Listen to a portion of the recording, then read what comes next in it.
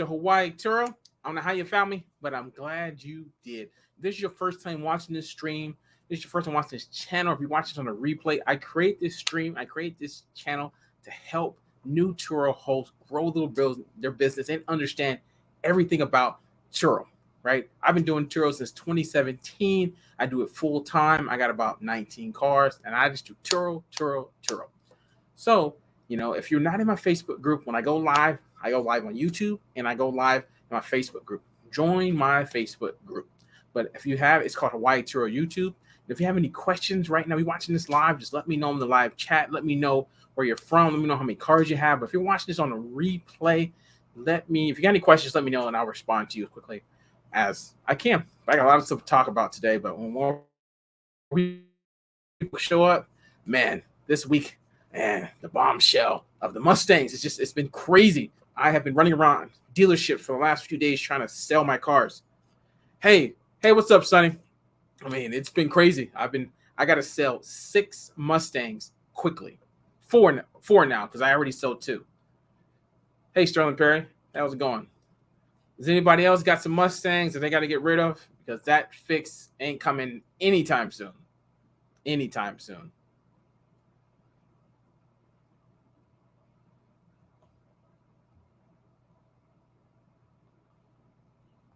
See what we got.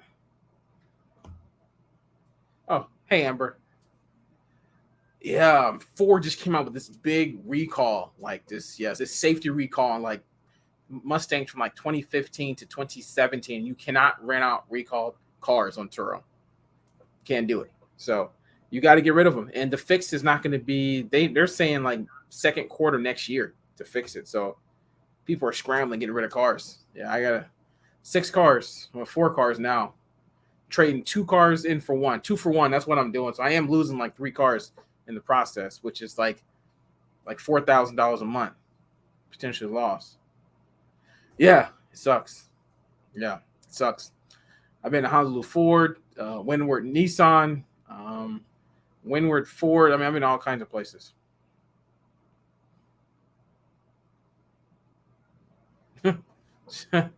Yeah, but I got to trade them in and get other cars. I mean, yeah.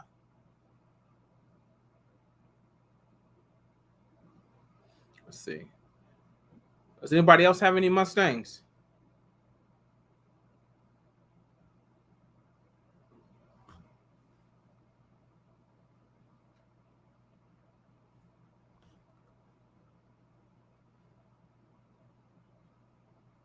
Let me see. What I can say, yeah, I got the 4 more Mustangs, and I'm gonna trade them in the Honolulu Ford for 2 EcoSports, brand new. So that's gonna give me 3 EcoSports.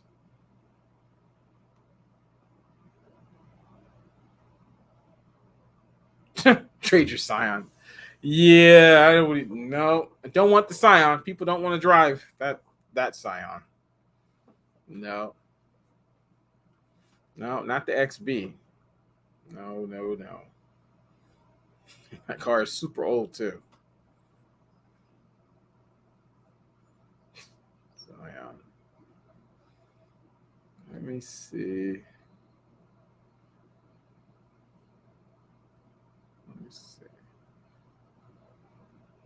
Anybody in the Facebook? Okay. But yeah, if you can let me know where everybody's watching from and how many cars you got.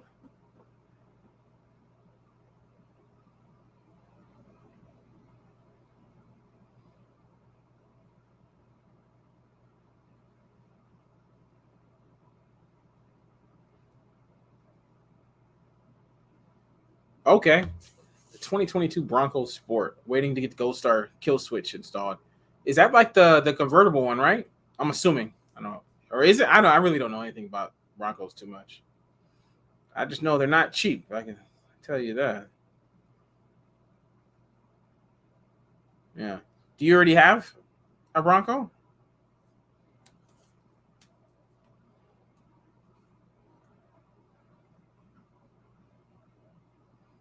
Yeah. What kind of prices are you going to be putting it at? What do you think it's going to get rented at?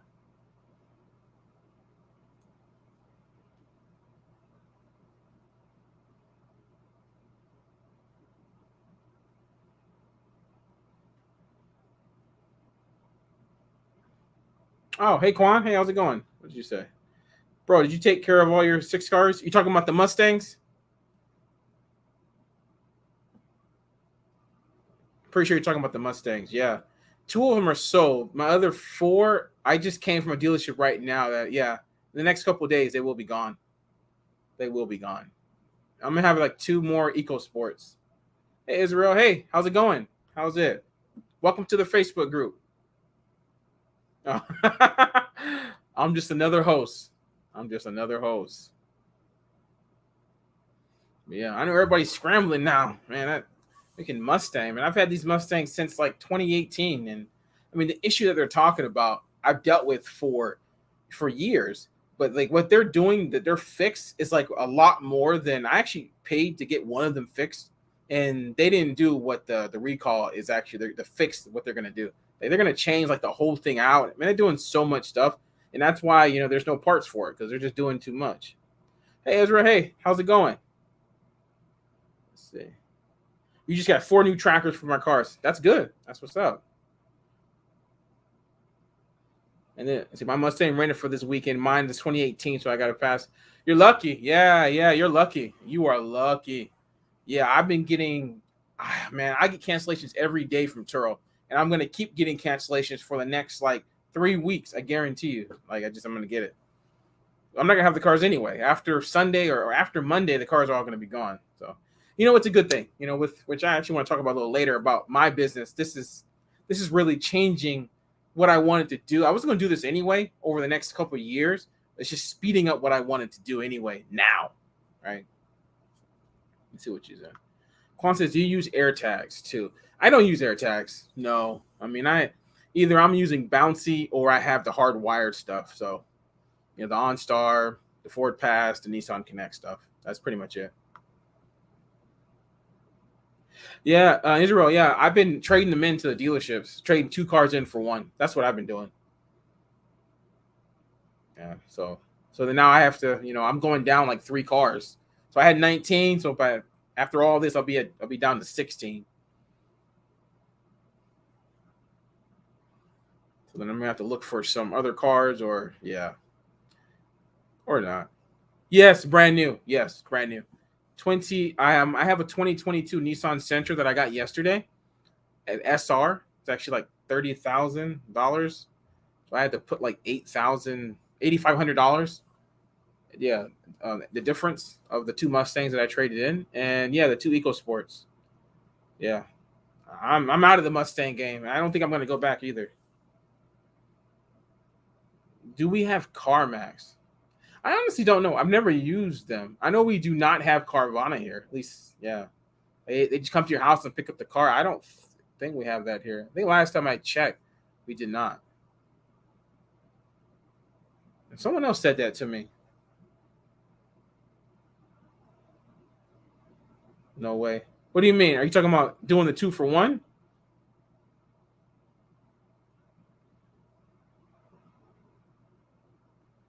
Is that what you mean?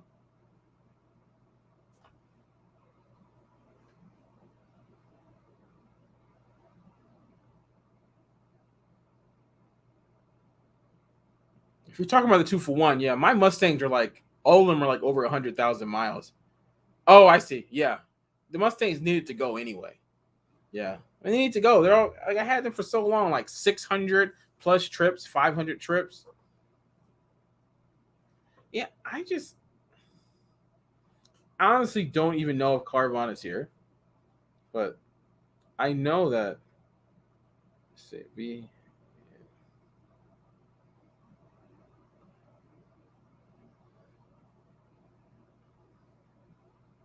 let me see.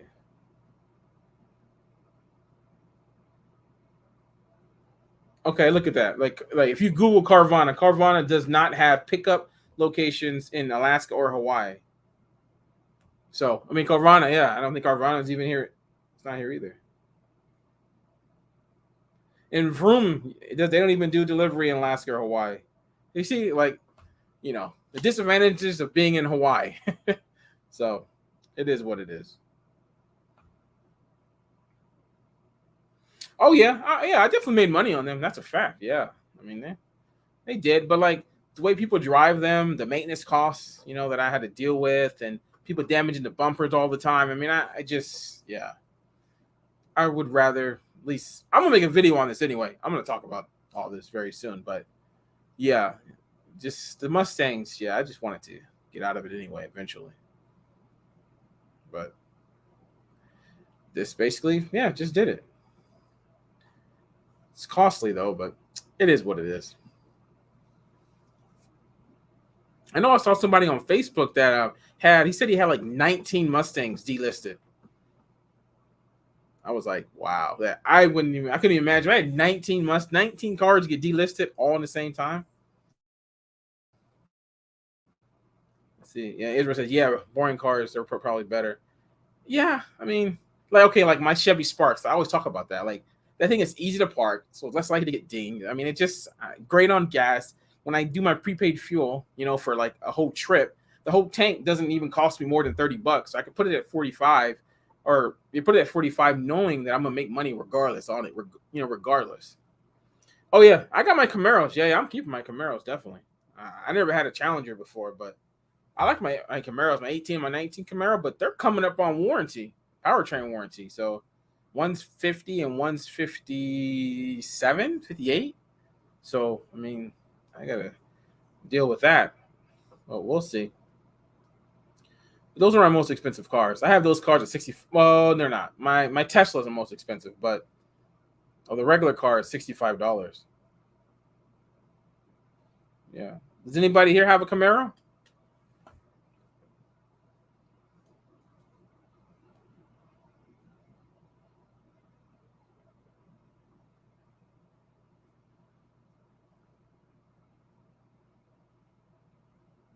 Who said that?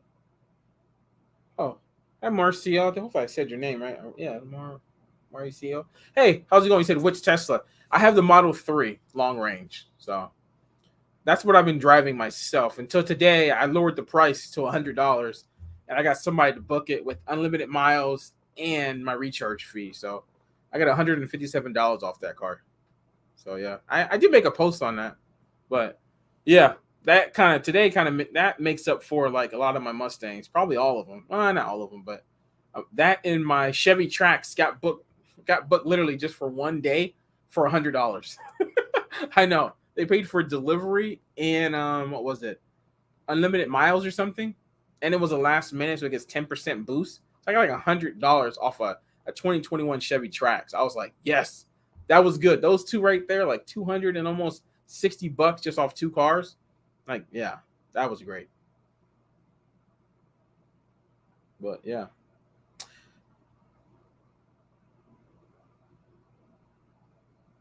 But I probably won't get more convertibles. Yeah, I know. Yeah, when I saw that, I was like, yeah.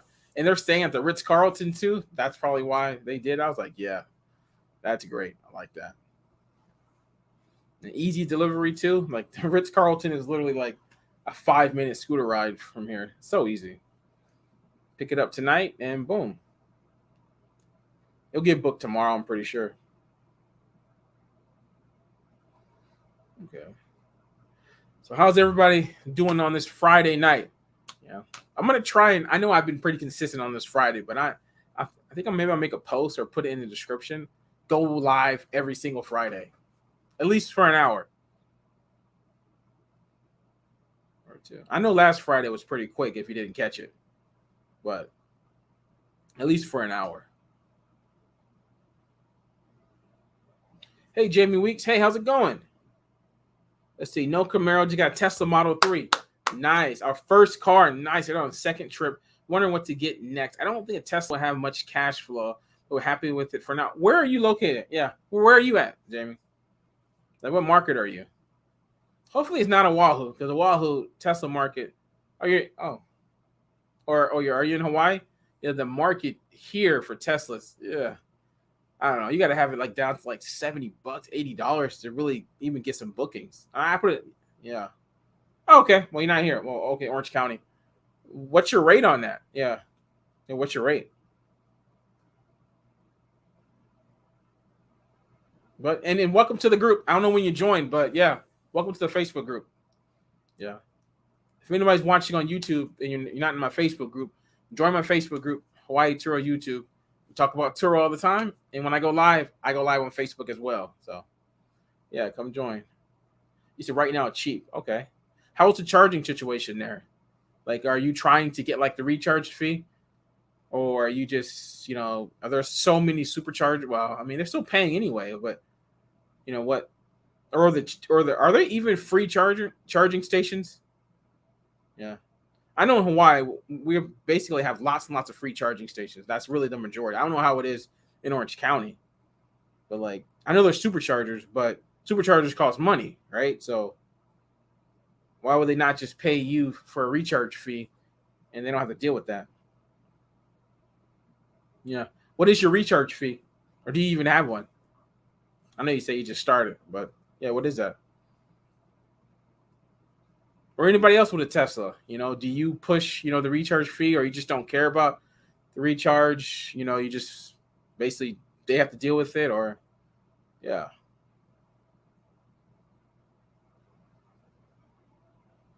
Okay, so that's what you do. Okay. So they just use your supercharging account and you just do it that way. Okay. See, I like to make money off of that. I know some markets probably hard, but like, you're renting it like $75. I don't know which plan you're on. I hope you're not on the 60, but if you're on the 75 plan, you're probably getting about $50. So I mean, like, what's the goal? I mean, if it's booked every day, or probably within like 1,000 and 1,500, it's probably what you're going to make. I mean, I don't know what your car note is, or maybe it's paid off. I mean, that's the problem. Like, that Tesla should be making $3,000 a month minimum. Like, with how expensive they are, they should be. But you said there are silver superchargers. Yeah, we have one here. We just got our first one on the island. Just got our first one, and I don't really say anything. I mean, like, it's gonna cost some money anyway. So I say we don't have it. I want them to not charge it. I want to charge it. So yeah, that's what I do. Like, I try to use that extra to make money. Not everybody gets it, but yeah.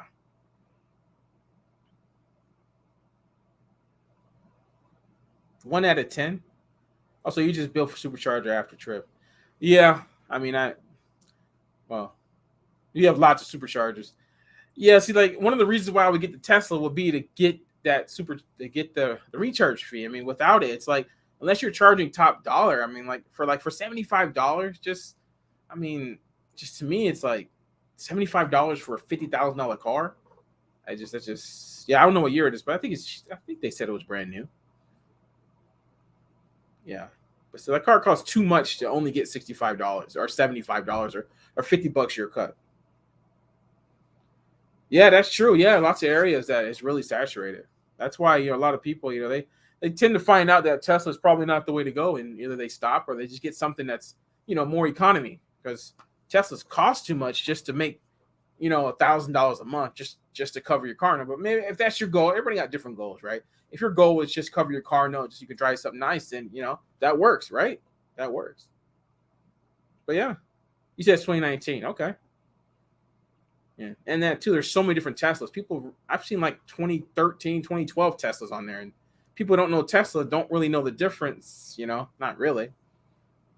Well, I mean, maybe that big of a difference they might know, but like the Model 3, the Model Ys, the Model X's, I mean, people don't know Teslas don't know what that is. They just want a Tesla, right?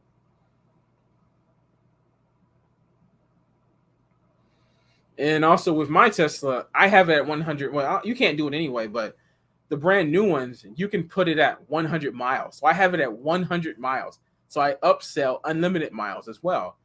Or I'm a charge them. So people just add that. That's another thing I do. Oh, hey Cheryl. Hey, how's it going? How's it going? How was your week? How did it go? You see, your goal is to get it to cash flow at least. Oh, at least a little. I like our next car to be better cash flow. Yeah, yeah, yeah. It all depends what kind of car. Yeah, are you gonna go for some kind of cash car or car with a loan? I mean, just yeah. You all gotta wait. Just that Tesla, like cars like that, like the luxury market is not great everywhere, and that's the thing. Oh yeah, definitely. But only you can't. The 19 is not going to work. It has to be a car has to be worth a certain amount to put it at 100. Like the 2021 Tesla, the Model 3, long range does not qualify. So just some, yeah, you got to reach a. So like a year from now, when the 2020, when the 2023s come out, they probably gonna take it off. And in that case, yeah, I'm probably maybe maybe I'll just take it off or get another one trade it in or something. I don't know, but the 100 mile thing is definitely golden for me.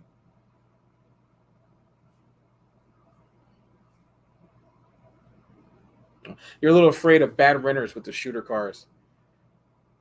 I mean, if you price it really, really low, and if you are really renting to locals, I don't know what you know, who's renting your cars. Or if you're in you said Orange County, if it's tourists, if it's locals, yeah. If you're getting all tourists, it's not going to be a problem.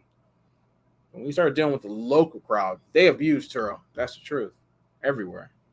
Not everybody. Not everybody. It's not 100%, but the likelihood in something happening is definitely goes far up, goes up quickly.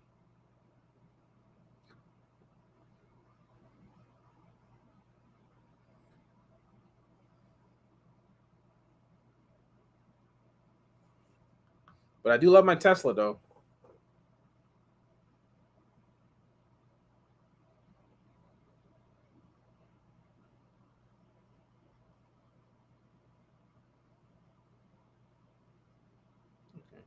And Cheryl said, "Okay, I watched several of your videos, made a few changes to my pricing, nice extras and discounts, trying to maximize earnings. Sick of giving away money.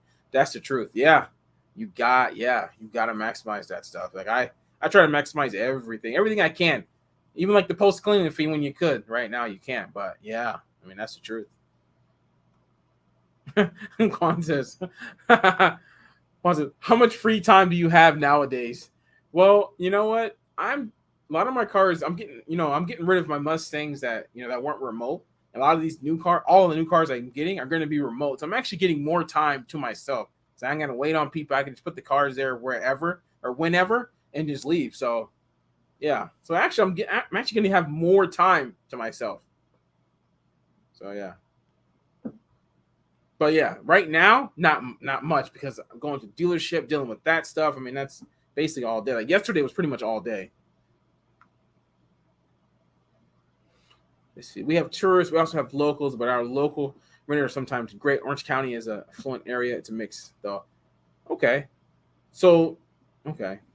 Well, then it means like where are you going to like what's your setup like?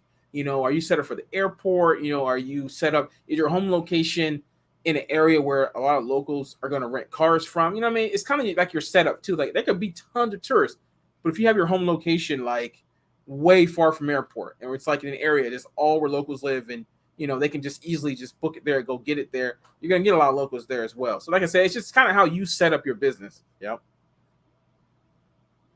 When do you think you need to go the LLC route? Most people don't do it. I mean, yeah, yeah, I don't. Whenever you think you want more protection, really, right? And you think you're ready for commercial insurance, and get commercial insurance, you gotta have a lot of cars, and you gotta have history too with Turo. So it'd be hard to get it at the beginning with no history at all. So it does take some time.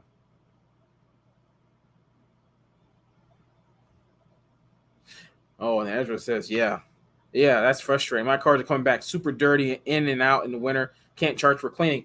Are you talking to them, pre-trip about the cleaning situation? Like, are you saying anything? Like, are they understanding that they need to clean the car or not have it as dirty? So if you're not having a conversation, you probably should. Like, I had to change my stuff up because Turo sent me some emails saying I'm saying the wrong things. But now I say, they need to bring the car back according to Turo's cleaning policy, which means, if you don't really look into it, means you have to clean it, right? Not everybody brings the car back clean. Definitely, I saw one yesterday; it was not clean. But for the most part, I don't do much cleaning. I have my Well, I already showed it before, but it's in the car right now. Or where is it actually?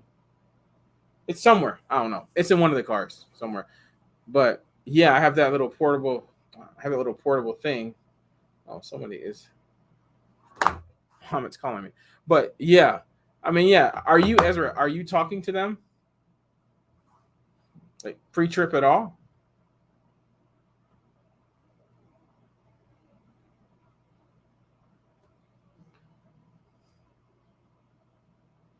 Let me see. Yeah, I have all weather formats for the winter, so that's acceptable. But when it's above and beyond dirt, I still don't feel comfortable charging.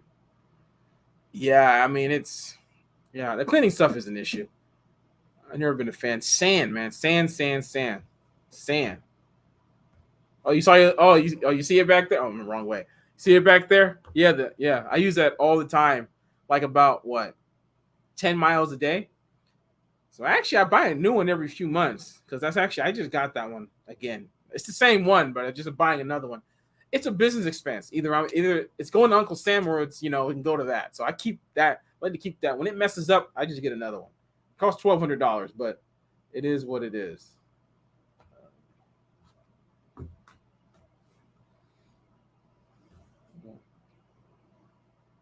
Let me see what.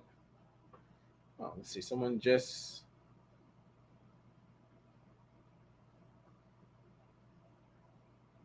Yeah. YWO Pro. It has a 19-mile range. It can go 26 miles an hour. So yeah, at 26 miles an hour is like 10 miles or something or 9. But it's great. It's good for me. I don't have a lot, right? So I kind of have like a mobile business. Like I have cars here, cars there, and I just move cars. I got my waterless stuff. I got that that vacuum thing. Yeah. So I'm everywhere. I clean it real quick and boom, and then I just scooter away. So that's what I do with 19 cars, but really now like probably 16. But yeah, that's what I do.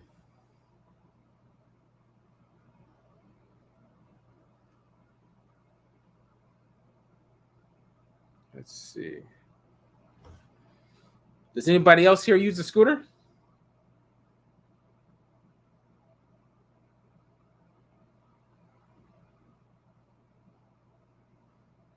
Let's see. And what scooter do you use? I get this question so much, Cheryl. So much. Have you ever considered hiring a helper? Help? Not really. At least not nowadays. No. No. I'm good myself. I live by myself for the most part, unless my son is here in the summertime. Other than that, I'm by myself. I don't mind. I don't mind doing it. It's all G. And then who said that? Oh, Jamie. How did you get a loan without the LLC? I mean, I got plenty of loans. I mean, I had 12 car loans. I just went in and got a personal loan. Pretty much one at a time. Are you having issues getting loans? Okay. Yeah, Ezra. Yeah. Oh, and Anthony has a scooter. Oh, well, what kind of scooter do you have? I know there's so many kinds. Get one in the summer. Yeah. Can't imagine being on a scooter in the wintertime. Yeah, that's definitely not gonna work. But yeah. And yeah, Jamie, yeah, you should try out a scooter. It's easier on the mainland because you can easily get it shipped. In Hawaii, we can't ship scooters here. Well, there's a way to do it, but regular people can't really do it. So you got to have like a license and stuff because the lithium battery stuff. So we don't have that many to choose from here. But if I was on the mainland, there's so many to choose from. Oh, lime. Okay.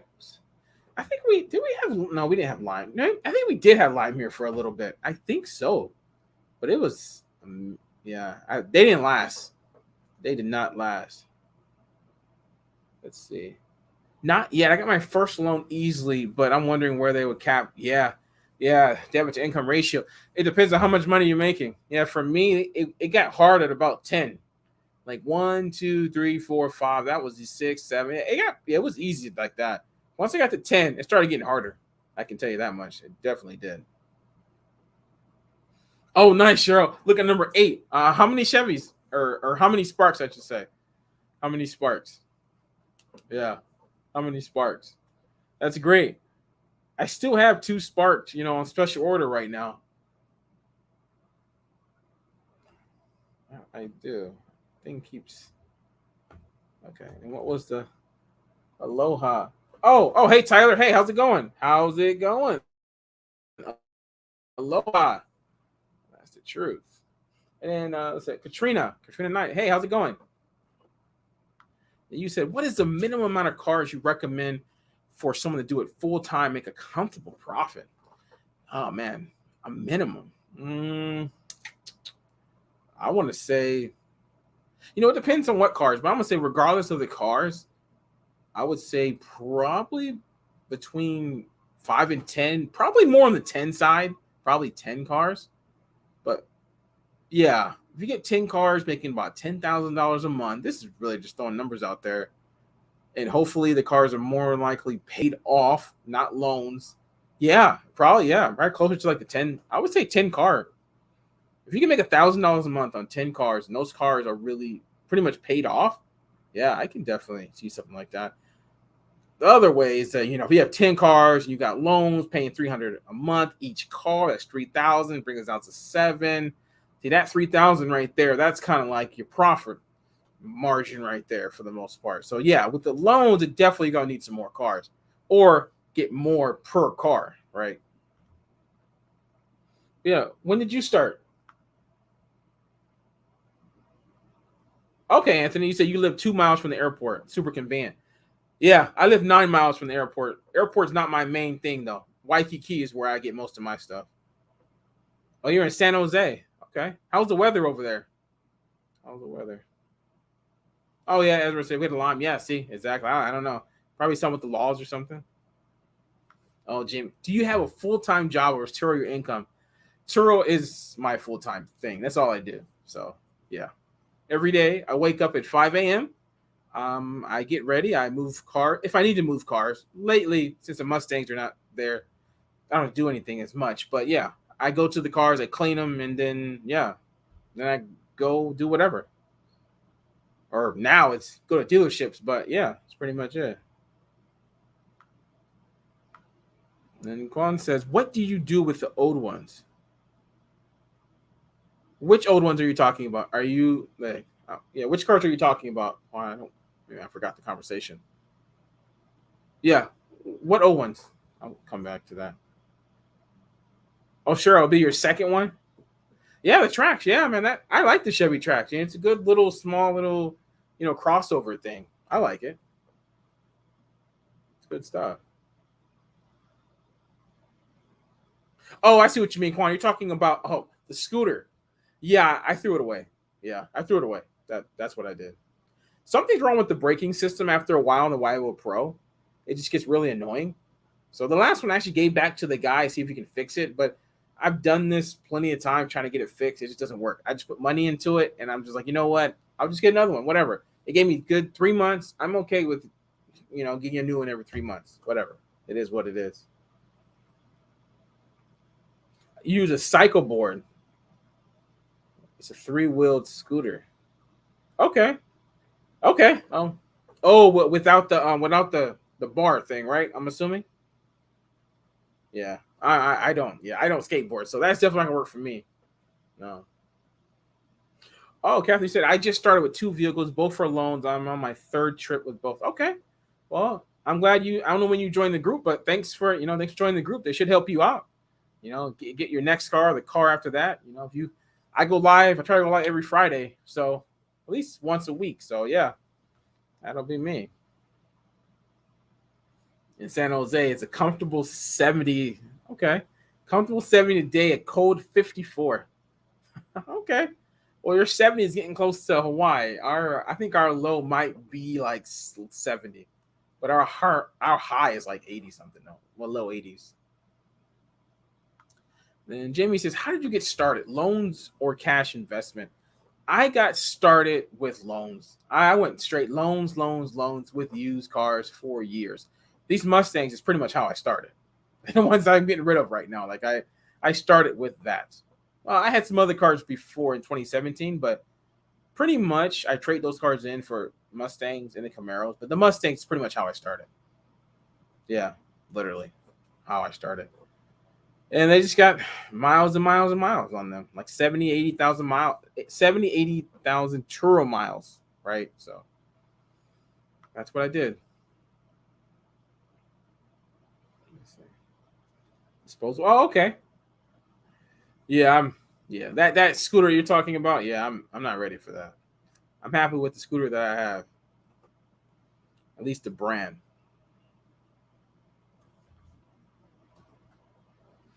Okay.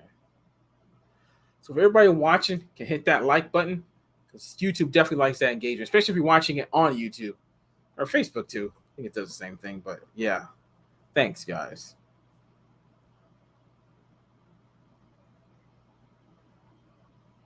Okay, and where's everybody else from?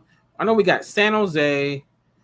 Of course, I'm pretty sure we got somebody in Hawaii. We got let's see, where was yeah, I forget where. Yeah, where was I forget where some of y'all are from that I talk to all the time. Oh, you're in Florida, Atlanta. Oh, Alitzia. Oh, hey, how's it going? I haven't seen you before. And Kason. Kason. Okay, Atlanta. Yeah. Okay. We get a lot of we get a lot of Florida, a lot of Atlanta, and of course Hawaii, Nevada. Yeah. Okay. Yes. There is. Okay. Yeah. Yeah. Anyway, I should know that. And Tyler's Utah. Okay. So you got people like all over, like all over America, all over America. Let's see. Who's someone just said something. Let's see. Where is it? I didn't see it. Who's this? Oh, Anthony just said, "Oh damn! I literally just joined your group 5 minutes ago. Laugh out loud. Next Friday, I'll watch. I'll watch your too." Hey, welcome. 5 minutes ago, for real. Yeah, yeah. Welcome. Don't know how you found me, but I'm glad you did. That's kind of like my little trademark thing on YouTube. But yeah, I have like 100 something videos on YouTube. So Hawaii Turo is the name. I would say yeah, those videos will help you out. Let's see. Jamie says, okay. Orange County, California. I think you said that earlier. Did you ever consider going outside of Turo? Commercial insurance route? Not serious enough. I did call them, GMI, and I got like some rates, and I didn't get no rates. That was something else. But they wanted still want something else, and I just didn't want to go through with it. I'm not gonna do that. I'm fine with just Turo for now. Oh yeah, sure. You're in the Massachusetts, 25 degrees. Oh yeah, that's. I feel sorry for you. I feel sorry for you. Yeah, I'm sorry. But back to the commercial insurance. Yeah, I mean, commercial insurance is just a big step. I mean, if you already know how to get people outside of Turo and that, maybe it's easier. But for me, it's just yeah, I'm not. I've never done it, and it's just it's just not for me. So I'm in Florida and was thinking of getting a Mustang, but man, these gas are scary. Yeah, man. If you're gonna get a Mustang, I would say get a base model convertible, and they're using it for the convertible. But I would never get a GT or anything like loaded stuff like that. You want them to have the car for the convertible, enjoy the convertible, not for the power. That's the truth. Like I definitely wouldn't get no. Like people get like a GT fully loaded. They have it in the description. This car is super fast, this and that, and then they get mad when they're doing burnouts. I'm like, you're saying this stuff about the car. I mean, they're gonna use it for that. But yeah, I've had my Mustang for people to go to to enjoy the scenery here. Not to you can't drive fast here anyway. But yeah, who said that? Okay. Oh, you're new to the group as well. Okay. Well, welcome everybody who just joined the group. Yeah, welcome. I go live. I try to go live every Friday. I've done it for about 5 weeks in a row. Quan said you should sell them on Facebook. Yeah, I mean, if anybody is looking for coaching, I do offer coaching, and it is pinned at the top of the Facebook group. So, and it's actually on the ticker right here. That if you want one-on-one coaching, so yeah, basically it's kind of like this, but it's definitely more focused on just you, right? That's what that is. You know what? So I watched your videos for a couple hours last week after doing some was able to get bookings rolling again. Oh, you're welcome, Mahalo. You're welcome. You are welcome. Let's see. Are you using ADI? I think that's insurance that I keep searching, keep seeing mentioned. I don't know what ADI. Are you talking about ABI? Like that? I'm not using that. No, I'm not. I just have regular like liability coverage, which is like the most basic basic insurance stuff. I'm never gonna use it, but I do have. Oh, hey Dakota, I do have an LLC, but I do not use it. Like when I got it, I thought about it. I was gonna put my cars to. At the time, I had loans, and you can't have loans. And this is not personal loans. You gotta pay them off. But that in the commercial insurance, that's why I didn't do it. So most people don't even get LLCs. I know there's so many questions LLC. Most people don't. Most people do not do it. Oh, Katrina says like the beaches. Yeah. If you've never been to Hawaii, you should come to Hawaii. Yeah. And come in the wintertime, you'll really enjoy it a lot more. I can tell you that. And let's see. Quan says, one of my customers bought me 5 cars. She literally invested in my fleet. I almost cried. She says she want to see me succeed. Nice. That is nice. That's nice. I need a customer like that. That would be nice. So do you ever? No, dude. Do you advertise outside of Turo? No, I don't. I used to when I first started. I kind of did it. I ran it a little bit outside of Turo, but it was not the way you're supposed to do it. It was not the way. I did it the wrong way. I never got no issues, but I'm glad nothing happened because it would have been horrible if something happened. I won't ever do that again. Now that I know, what can happen, no way. It ABI. Anthony says, I have one Prius, so my customers aren't inclined to. Oh, yeah. If they're doing crazy stuff in a Prius, yeah. Yeah, definitely not that. But just imagine if you had like a Mustang, a Challenger, a Charger. I mean, like these kind of cars. Well, Mustang's different because I have Mustangs, but like the Challenger, Chargers, you got the fully loaded. Like you put those cars on Turo, or like I saw something not too long ago that someone did. I told them, "Oh, good luck," or I said something. I can't remember exactly what I said, but it was what was it? It was a really really nice. Oh, it was like a Hellcat or something. It was something, a Scat Pat, or I don't know what it's called. But I remember I drove one of those like on Hertz. I was like, wow, this thing is super fast. I'm like, if people rent this car, they're going to want to drive fast. Simple as that. You know what I mean? Like, and you're renting that out. I'm like, yeah, someone's going to do something. Probably get into an accident. I don't know, just mess. Yeah. Point is, yeah, those kind of cars is crazy.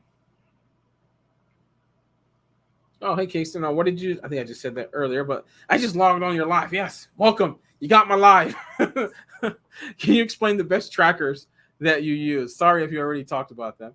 No, I haven't talked. I get that a lot. I mean, for me, like, depends what kind of tracker you're looking for. Are you looking for something that just put an OBD reader real quick? Are you looking for like hardwired? I mean, it's different. I have 10 Bouncies that I had in a lot of my cars. But what I really like is like the hardwired ones, the factory ones that, got the GPS. You can lock remotely, unlock. That helps out the business. So that's why I always recommend Chevys. If you listen to me, almost every stream I talk about Chevys because from 2014 to now, every Chevy has OnStar. So, I mean, yeah. So that's why I have so many Chevys. The Chevy Spark, Chevy Cruisers, the Chevy Sonics. All those like 14, 15, 16, they all have it. And those cars don't cost that much money, and you can get those cars. Or, like Nissan Connect has something. I have my Ford EcoSport, which I'm getting a few of those pretty soon. What's the other one? There's a lot of Toyota probably has one. I think it's called Blue Link. Kia has one, which is a UVO. Hyundai has one. I don't know what the Hyundai is called. I don't remember, but that's really, or you could just get it installed yourself, like Gold Star, Viper. I've never done these things yet, but there's some other ones too. Or you could just get like, what is some other one? There's so many like the trackers that like the magnet kind. I mean, there's so many different kinds, man. There really are. I'm pretty sure someone's going to say something that I haven't even heard of because there's so many trackers. Oh, hey, George. How's it going? Let's see what. I have an auto body shop background. Yeah, well, that's one up right there. Yeah, and I want to begin with 2 cars, but I don't know what insurance company is best for me. What do you recommend? What are you trying to do with the insurance? Right? I mean, because the insurance, if you get personal insurance, that's really just for when you're driving. When it's rented out, it does nothing. Right? So I don't know. Are you trying to go commercial, which means you're going to have some cars and have some history. So what's your plan? What's your goal? Like, if you're just trying to say, if you're thinking that you can use your personal insurance for Turo, you can't do that. So people just have regular, just to have their own insurance. Obviously, don't tell them. I mean, some insurance are okay with Turo, but most aren't. see. And what about kill switches? Who said that? Oh, Hasten. Oh, the kill switches. See, I don't have that stuff, but I do know that Viper has that. But yeah, if I was on the mainland, I would definitely have some kill switches. Yeah, that would definitely be a must. At least a tracker you gotta have. Maybe kill switch is debatable, but definitely gotta have the tracker. But the kill switch definitely does help when things happen. But yeah, like Viper. Like I said, there's other ones. I don't know everything. I don't know every single kill switch out there. Yeah, and a Tesla has it too. So that's another thing I like too. Like I know where my Tesla is at all times. And then he said, who said that? Oh, Anthony. Right. So you are what you drive. I tell them, see how slow they can drive and hit 59 miles per gallon and win a prize. Oh yeah, because you're the one that got the got the Prius, right? So you can drive. Yeah, 59 miles. That's funny. That's funny. And then Katrina says, at what point were you able to make enough to profit to purchase without financing? How long and how many cars did you have before you started to see a real profit? Yeah, profit. That real profit. That's something. Do you recommend financing the first 10 cars? What banks do you recommend? I know I'm asking a lot of questions. It's all G. I mean, to be honest, I really just financed a lot of cars. And looking back at it, I should have bought some cars cash. I should have been like 50-50 from the start. And that really would have helped me out a couple years later, right? Simple as that. Like I just went all loans, literally all loans. I didn't get any cash, no cash. It was all loans. And I should have done, I gotten some other business money. And I should have just got some cars cash. I don't know why I didn't. I wasn't looking at the business that way. And I should have done that, right? But how many cars? I mean, at what point? I mean, I scaled up pretty fast though. I mean, in 2018, I in the first 3 or 4 months, I added like 4 or 5 cars, and I already had cars already. So, but I had an Airbnb business going, like 4 or 5 condos. So I kind of capped the cars at about like 10 cars for a while. So I had both of those going together, right? So after when COVID happened, then yeah, when we opened back up, then I started scaling the cars because I needed more cars because I lost the condos. So I mean, yeah, I would say you're definitely gonna need at least like 10 cars. I mean, but real profit, you're gonna see real profit faster on cash cars. On the loans, it's gonna be yeah. You mean because you gotta pay loan payments, and that's the problem. Especially if you got like if you're buying cars or financing cars with high loans, that's what I definitely say don't do. I made a mistake with that with my Batmobile, which is my black Camaro, and I had a loan payment of $800 a month. There were some months that I made like no profit off that particular car, right? So I don't recommend getting loans like that unless you know that car can bring in $3,000 a month. Literally, like don't even do it. Like stick to like the $200-300 a month cars, and that's like the max. Don't go for like 800. No, that's usually about what 40, 50, $60,000 cars. Yeah. Hopefully. Oh, and you said, do I recommend financing the first 10 cars? No, I definitely don't. But you gotta do what you gotta do. But I did, but I definitely don't recommend doing that. And banks, I mean, there's so many different banks. I mean, I I'm gonna say a bank that I use, but I don't recommend now because they're repoing like crazy. Ally was the bank that I used, but I don't recommend using Ally anymore. Like they are repoing cars like crazy. I think someone asked me a question coming up about that. Yeah, the next one right there. See, I knew I saw it. Yeah. Who said that? How many times? Oh, Jamie said that. How many times? No, this is not it. How many times have you had to go repossess? I had to get one car. One car, actually. I know I have like 6,000 trips. I think it was one time because usually I get tourists. This was a local who rented my car. She said she fell asleep. My Camaro, I had to go get that. Yeah, just one. And then Anthony says, have you did the math on selling one of your used cars versus keeping it on Turo? Since a lot of cars have equity now. Yeah, I mean, I know that. I mean, my Mustangs. I mean, like selling to who? Because I think you probably have to sell private. Because I'm selling the dealerships right now, and I'm definitely not getting nowhere near top dollar, and I thought I was going to. So if I was selling private, yeah, that would probably be different though. But yeah, I mean, to me, I'm not gonna. If I didn't have to sell, I wouldn't sell. I would just keep making 1,000 to 1,500 a month on them. I think that would be better than what? Like I have a Ford Fiesta with 90. No, what's it? 100,000 miles on it. Like, how much is that car worth? I know this is, this market's crazy, but how much is a Ford Fiesta worth 2013? I mean, like, what? I mean, I bought it for like almost 7. I mean, what is it worth, right? I mean, tell me how much is it worth? Like, probably on the private market. I know a dealership, it ain't worth more than 3,000. So I mean, 3 or 4 at best. Okay. Yeah, see? Right there. Oh, hey Hirsch. Hey, how's it going? How's it going? Hey again. What mileage do you recommend getting rid of your cars? Yeah, I'm gonna make a video on this because I am changing my business because of this. I am going to be doing, like, once my cars reach like that 60,000 powertrain warranty or 100,000 with Kias, I am going to be getting rid of my cars. Like, that is like all my new cars at 60,000. I'm getting rid of them. Like, that's just as simple as that. Like, I don't want to deal with the maintenance stuff. Like, I've dealt with the maintenance. Which, if you watch my video on my maintenance, I don't know if you are, yeah, you're on YouTube. So yeah, if you watch my video on like the maintenance stuff, you're gonna see all the stuff I've dealt with. I didn't know anything about like cars when I first started doing this, and that maintenance stuff, it's a killer. It's a silent but deadly killer on the maintenance side. And then Jamie says, "Did you lose the condos due to COVID lockdowns?" Yes, yes. I was subleasing a lot of places, so I had to let them go because I couldn't pay 7 rents. No way. Oh, you're welcome, Katrina. No problem. No problem. Come join my YouTube and yeah, subscribe to my YouTube channel and yeah, watch some videos.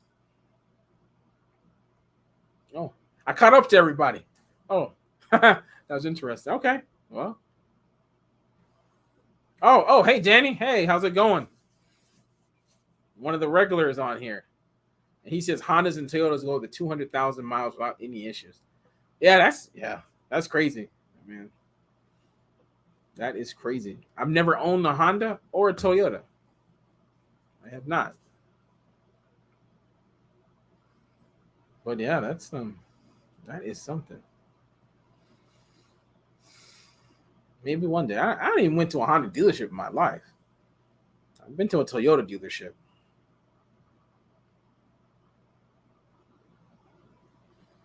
Well, how's everybody doing on this Friday? Oh, I need to get my charger. Yeah, yeah, come, yeah. Well, hopefully the channel helps you out. I got like 170 videos. I'm pretty sure. And Jamie says, what has your most profitable car been? To be honest, the most profitable car is probably my Mustangs, man. Like, seriously, over, like, yeah, my Mustangs over 4 years since 28. Yeah, I want to see my Mustangs. My Mustangs definitely been the most. Like, the reason why I scaled up the Mustangs in the first place is because I was doing about $2,000, over $2,000 a month on my cars, on my Mustangs. That's why I went that route. But things changed. Everybody got into the market here, and it started going down and down and down. I didn't see this at the time because I was doing my condos, but in retrospect, I was like, man, like, people are just adding so many cars, and it just dropped the value of the Mustangs. Maybe, especially the last Mustang that I got when I had 7, that 7th Mustang I should never have gotten. Like, I made the mistake of getting that Mustang because it never really made money, and then it had issues, and then it got not a recall, but then it had an issue enough that it just set for almost a year. Well, COVID happened, and then it just set for almost a year because there was something wrong with it, and it literally just made me pretty much like no money. Well, maybe some money, but after selling it, and I took a loss trading that car in, like a complete loss on that car, like a complete loss. Yeah, I mean, any news on how long this Mustang recall will be hitting? Well, as of Monday, I won't even have Mustangs anymore, so it won't matter anymore. But they were saying, no timetable, second quarter next year, and so it's crazy. Be right back. Hold on. But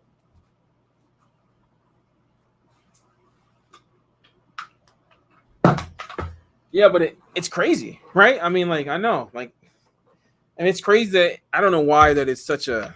I mean, it's a recall that I've been dealing with for a long time, and I believe they should have fixed this years ago. But to be a safety recall is, I think that's a little too much. Yeah.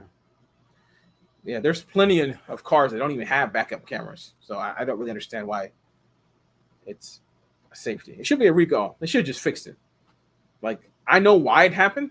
It happens because every single time you open and close a trunk, the wiring in there, like the way they packed it in so tight, it just tends to break off. That's the problem. Like I said, I've dealt with this problem for years, so I know exactly what it is. What they're doing is they're changing the whole thing. I'm like the whole harness thing. I'm like, seriously? That's why they don't have the parts in. Like, they're literally just trying to change the whole thing out. I'm like, great, thanks.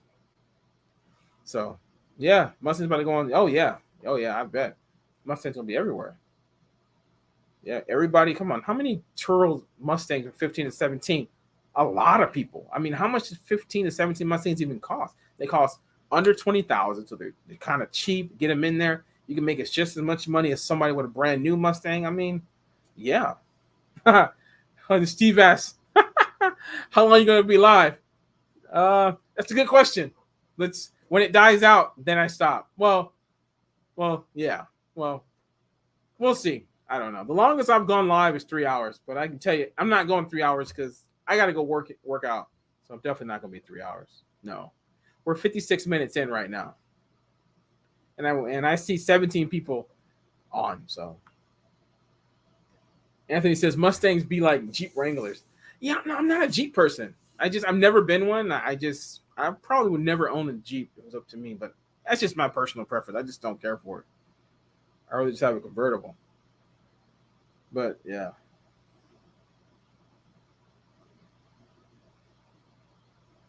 Oh, okay. Well, if you do, yeah, message. I've never done that, but yeah, I can. Wow, I see the button right here. Yeah, yeah. Just message me. I think I have. Let me see. How does this even work? Oh, okay, I see. Yeah, message me on Facebook then. Then yeah, if you want to, then I can send you the invite. You'll be the first time doing that. But yeah, just let me know. Message me on Facebook.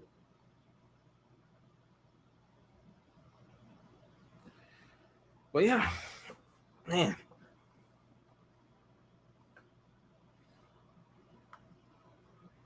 So how's your Tesla doing, and when did you get it to your fleet? Oh man, I got it in my fleet a month ago. I haven't had it for that long. I still have paper plates on it. But how's it doing? It's not. I drive it myself. Like, I found out that to get it rented out, you got to put it way too low, and people don't really want to add the extras. Like, I've been fighting with people to add extras and stuff. So yeah, I just drive it myself. Just recently, I dropped it down because like 6 of my cars can't even rent out right now. So that's why I did it. But yeah, I wish it would. I wish this was a Tesla market. I wish maybe you're in a Tesla market, or someone watching. They're in a great market that they can rent a Tesla out for over $100 and get that every day. Almost every day, get some extras and all that stuff. But yeah. Oh, hey Lonnie. Hey, what happened? But yeah, Steve. Yeah, just message me on Facebook, and I'll send you the link. I will see it. People are messaging me.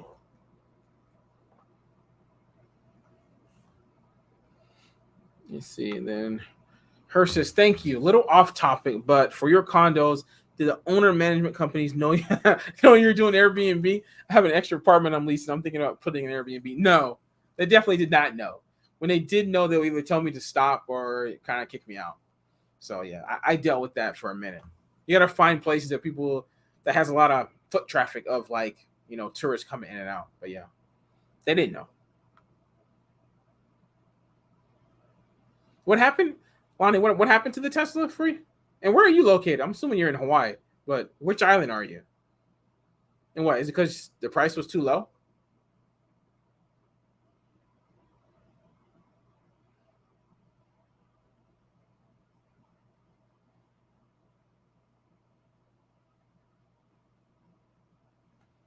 Let's see. Like, speaking of extras, was thinking of adding a beach package. Okay. Towels, umbrellas, etc. But I hate the idea of all that sand in my black interior. Yeah. I mean, sand is sand, right? Yeah, sand is sand. It's just the risk, right? I don't know, what would you charge? You know what, $10, $15, 20? I mean, what would be the charge? Yeah. Yeah, Lonnie. Yeah, I think the time to have a Tesla here would have been in the summer, definitely, but like maybe a couple years ago to have a Tesla in this market. But right now, yeah, I mean, there's people are renting out Teslas for like 50, $60 here. I mean, how can you compete with that with a brand new Tesla? Like, the goal is to, and that car is expensive. You know, like you should be making $3,000 a month off that car, right? I mean, does that seem great to you? If you can make $3,000 a month off the Tesla, would you be happy? Like, would you be happy? Pretty sure I know the answer to it, but I still gotta ask, right?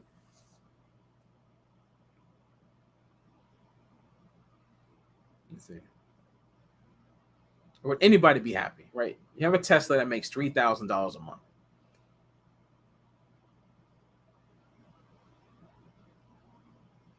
Let's see. See you get the responses.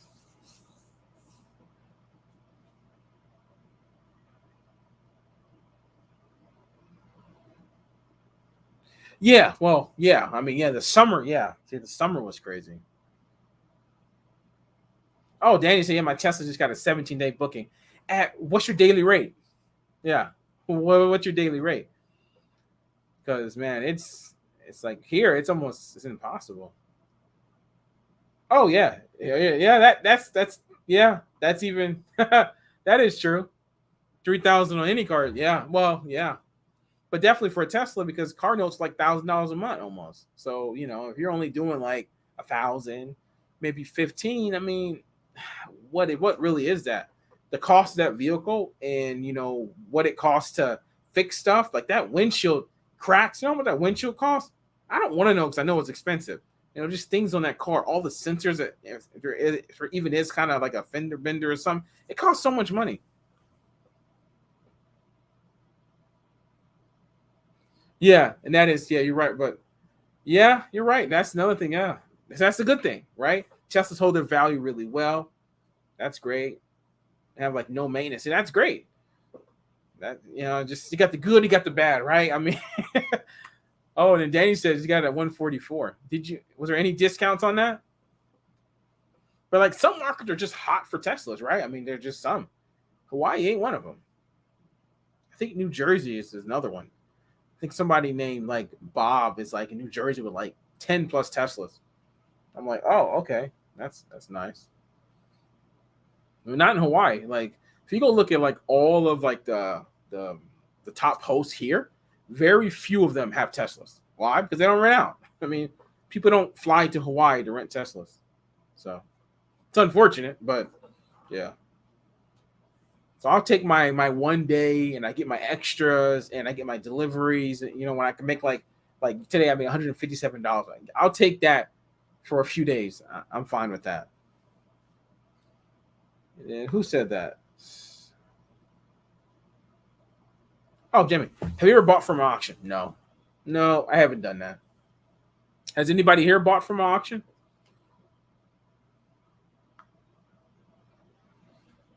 Oh, in Vegas. Okay. Has a Model 3 and see when I hear doing great, doing good, what is doing good and doing great? Like what's the number for that, right? Like what does that look like? Because I'm sorry, there's such a wide range of people think what's great and what's good. Like, is he doing like $3,000 a month? Like, you know, because a new Model S, I mean, that's $100,000 car. I mean, what's your car note on that, right? I mean, that's definitely more than $1,000 easily.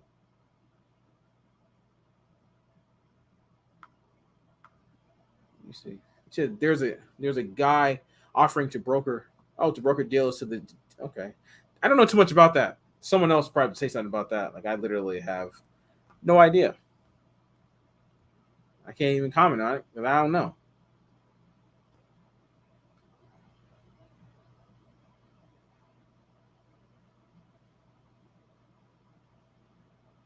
Has anybody here done that before?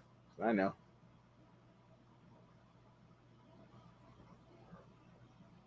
I know I have not. Okay, let me get back. Roger. Yeah. I mean, I literally know nothing about that. So Yeah. Has anybody in this, anybody watching, ever got a car from auction? Oh wow. Well, I mean, if you can get a Model 3 rented out like that, I mean, are there discounts? Does he have 7+ day discounts? Month discounts. I mean, if you can get an S for $250 to $400 a day, yeah, that's great. That's a great market. If you cannot, I mean, you can get that like daily. That's money. Like yeah, like Lonnie. Like imagine if you can get that. Like that's kind of like what you were getting. Probably. Well, you're probably getting for your Model 3, you're probably getting more than that in the summer. But imagine if that summer, like if that summer rates was like rates year round, we'll be rich. Yeah, we'll be rich doing Turo. Like literally, we'll be rich. That's the truth. Like there is no doubt about that. I mean, I mean, if you're getting people were charging over $200 a day for Teslas here. Easy. I mean, like, come on, that's like $6,000 a month. You get like 5, 6 of those, yeah. But that's not just it's so easy to get into this market, right? It's so you just get a car and put it on there. So I mean, it's always going to be, competition.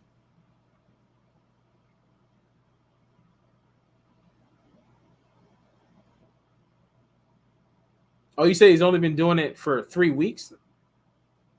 Oh, well, I mean, if he just started, okay, well, come back in like 6 months or so. So yeah, let me know in 6 months from now. Let me know, Anthony. Let me know how that is going. Yeah, 3 weeks is not enough time to. Yeah, let's see what we got.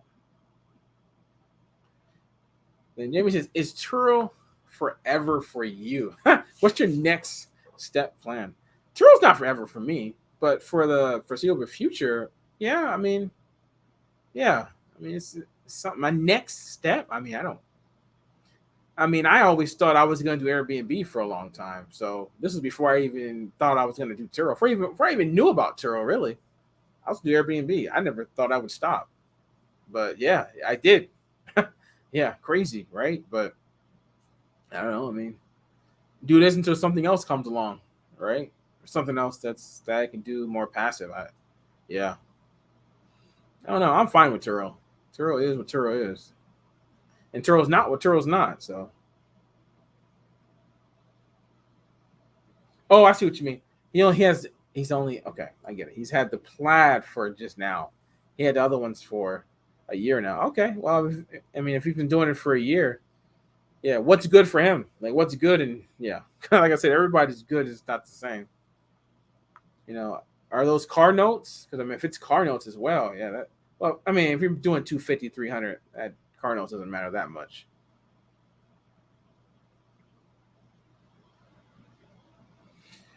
Yeah, that's a problem.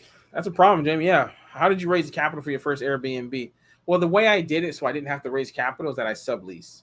So I just found a place in an area that had a lot of tourist foot traffic, and I just rented the place out. I didn't tell them, and then I just rented it out again.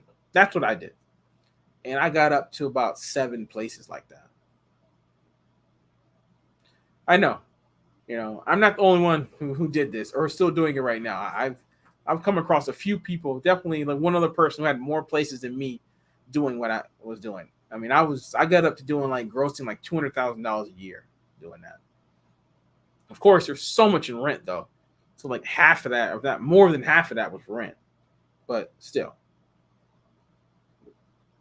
the cash flow, the cash flow of doing that with Turo, I think I did like $300,000 gross one in 2019. I think it was. Yeah, in 2019 I did that. That's exactly what happened. Just the cash flow.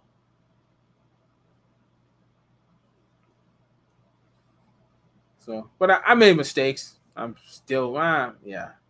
I've learned from the mistakes that I've definitely made during Airbnb. That's the truth. Definitely. Hmm.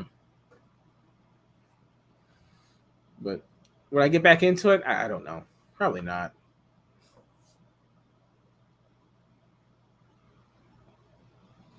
But if you think it's like totally passive, I mean, I don't know.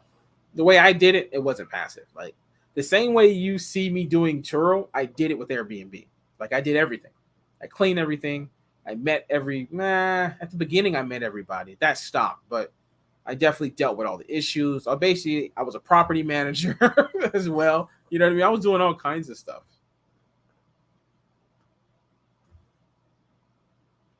Oh, and then Lonnie says, "How do they crack down on that? I know Airbnb is illegal in most places on Oahu.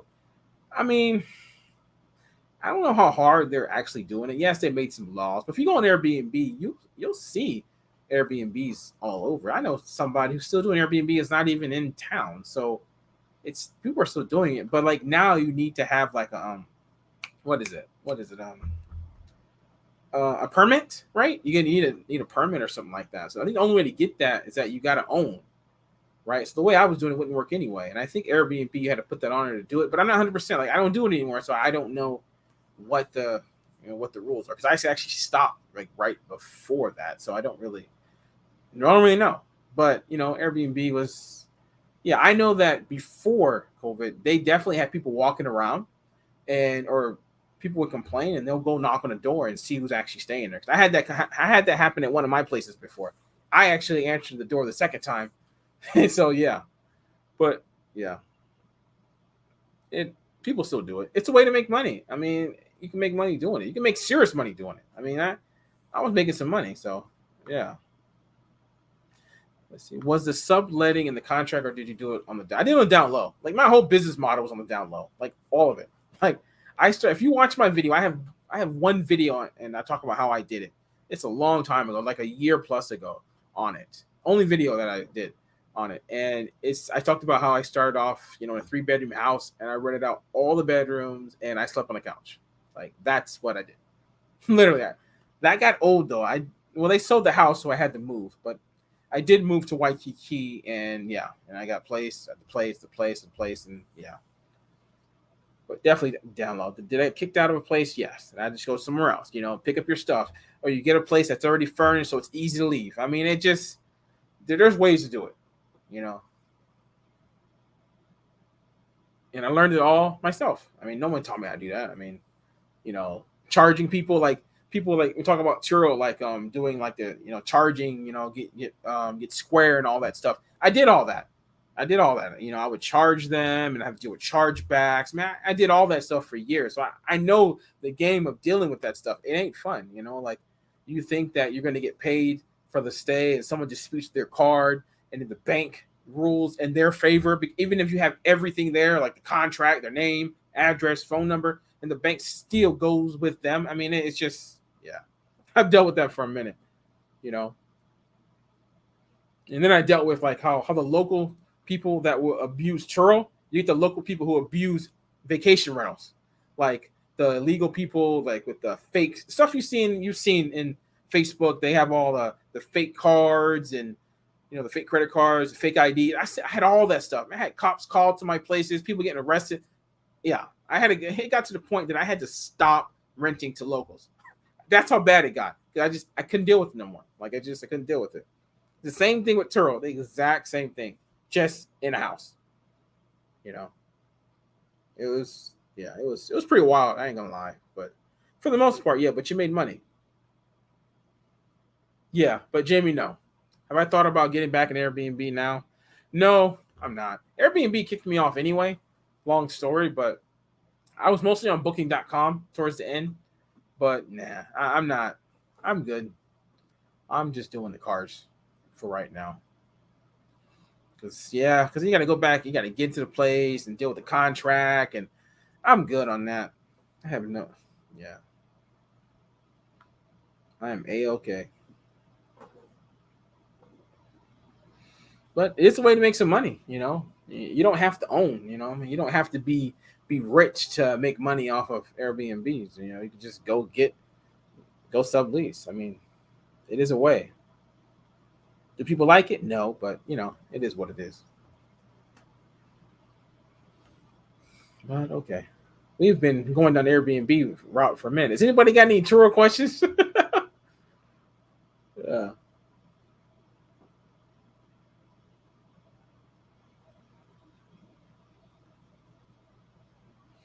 Okay.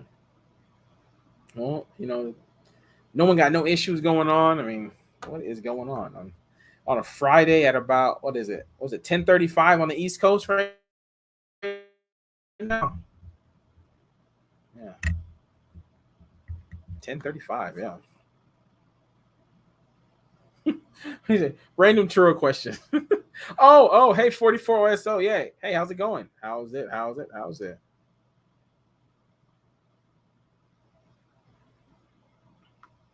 So Lonnie says, how do you seek damages in Turo? I usually let scratches and stuff go, but it's getting annoying. Yeah, that letting go part is what plan are you on? And I usually talk to people before they book about what happens when the car gets damaged. I mean, do I catch every single thing? No, definitely not. I probably should check the cars a lot more thoroughly, but I don't. But definitely the big stuff. Like usually they say something anyway, but like, let me see what you did. What did you say? Yeah, let me know what plan you're on, and let me know, do you talk to them beforehand? When I mean talk, like go over their insurance, whatever insurance that they pick. I do not use CarSync. No, I'm not saying it's bad. I've never used it. I've looked at it before. It looks kind of cool. IPO. When are we in? I don't know. I don't do the stock market, so. Oh, what happened? 44. Yeah. So yeah, rough day. Do you have Mustangs? Is that the problem? If you have Mustangs, I totally understand because I ain't having the best few days either. It's 7:35 on the west side. Okay. Oh yeah, it's 2 hours. Yeah. Okay. Well, it's getting dark, or it might be dark. I don't know. It might already be dark there. You're on the 90/10. Okay. Well, if you're on the 90 plan, you definitely have to be talking to them pre-trip about their insurance plan. I would say you are not in my Facebook group. I would say join my Facebook group for one, because I am posting my videos, my older videos on YouTube, on Facebook, or you can just go on to watch the video that I'm talking about. Are you thinking about switching to commercial or the 90% plan? Watch that video. Once you're done watching that video, you're gonna know exactly what you need to do, in regards to getting people to understand what it means, when they damage your vehicles, right? Because on 90/10, you got to get them to pay or use their insurance. You don't want to pay yourself, right? You have a high deductible, so you gotta do whatever you can to not. I would definitely watch that video. And 44 says pictures of everything. Yeah, that's true. But on the 90/10 plan, 2,500 deductible. Yeah, you're gonna need a little bit more than pictures. You're gonna need them to understand. Like you want them to call you up and say, "Hey, I damaged it, and I'm gonna pay." That's what you want, right? Because I do get that quite often. Because everybody knows. Everybody who rents my cars know. If they didn't take the standard, they know that either they're using their own insurance or they're paying me cash. Like every single body knows that when they rent my cars, because I talk about it I have a clipboard, and I say the same thing every single time as soon as they book, every time. So who said that? Oh, Katrina. What vehicles do you recommend for the average guest? I see you have a lot of these. See, now I have a lot of Nissans, right? Like a year ago, I didn't have any Nissan. Well, I had one Nissan. Yeah, I mean, it's just economy cars. Like Nissan is just something that they have the Nissan Connect, which I don't mind. It helps me out. So that's just what I have. And then the Kicks didn't have a markup, so that's why I got the Kicks. And the Versa, it was cheap. That's why I got the Versa. It was cheap. It was 19,000 out the door. Or no, it was 21. 19 MSRP plus taxes and fees. So that's why I got that car. So what else is there? The Sentra, yes, I already said that. That's why I got that. So I mean, just something economy, really. I mean, yeah. Are there major car rental companies being affected by the safety recall? I'm going to say no, because they don't rent out 15 to 17 Mustangs anyway. They're like, right now, they're probably the oldest is like 20. Unless it's like a smaller one, maybe, but they probably don't go below 20 right now. So no. Yeah, 44. Yeah, if you definitely don't understand the 90, I always tell people do the 75, because the 90 it is a risk, and it's even bigger risk if you don't understand how to get people to understand to pay you when they damage the cars. Yeah, because I would never do like the 90 if I never talk to them. I'll tell you what's gonna happen. Like they're gonna damage your car, they're gonna ghost you, or they're gonna, like, when you start talking about damage, they're gonna be like, "What? I gotta pay for that? But I took minimum insurance.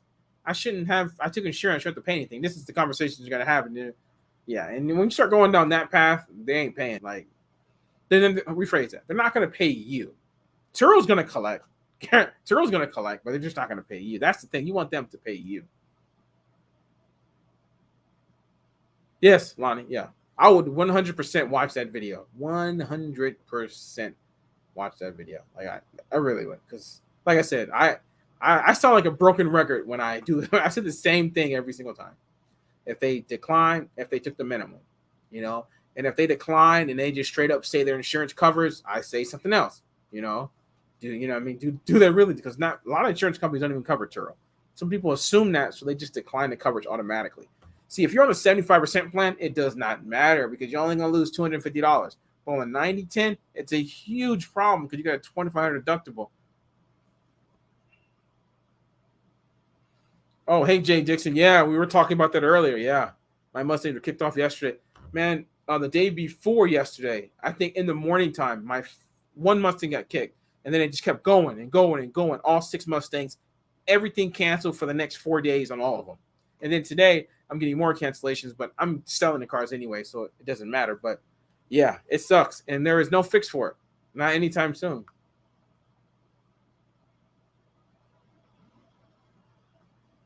Yeah, 3 drop off back to back, 10 a.m., 11. Yeah, well, it's good. You're making money. That's good. And then Jay Dixon, do you have prepaid gas? Yes, definitely. Oh, 100%. That's another way to make money.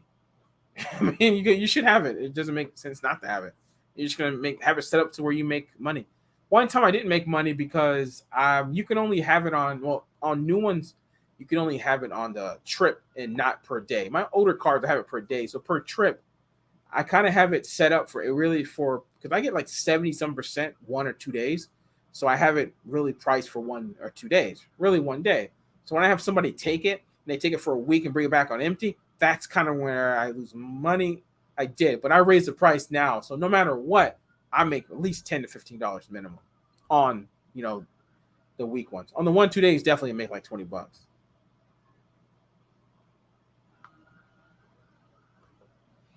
And who said that? Jamie, can you get the guest to pay the 25 deductible? No, you cannot. If you're going through Turo on the 90/10 plan, you are losing $2,500. That's the truth. And that's why, if you don't understand it, I would just get off of that plan until you feel comfortable, talking to people about it and getting them to understand.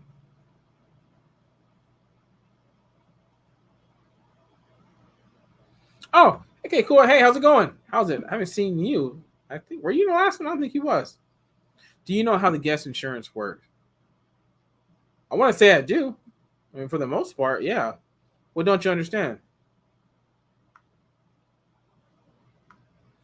Jay Dixon, do you drop off direct to the airport gate? Definitely not. That will get you a ticket real quick in most airports. Are you here in Hawaii, Jay Dixon? Yeah. Are you in Hawaii? If you're in Hawaii, definitely 100% don't. I would say anywhere, unless you know.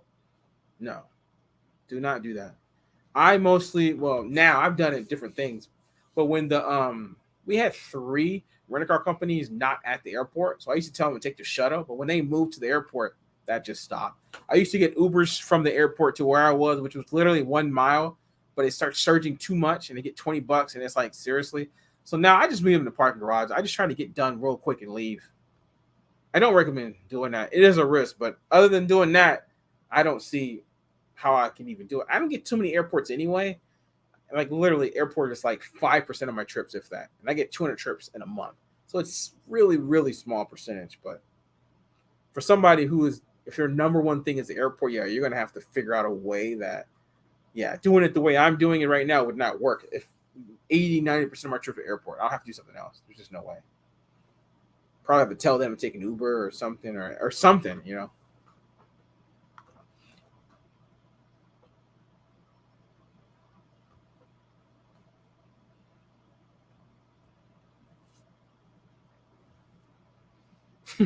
Quan says, "Is your son gonna help you with your cars?" Yeah, he doesn't like to. He's 10 years old, so he definitely does not want to do that. He hates coming with me.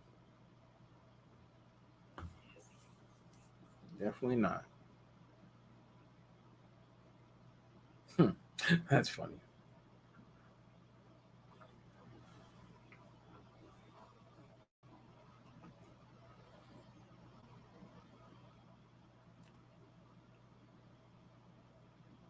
Let's see.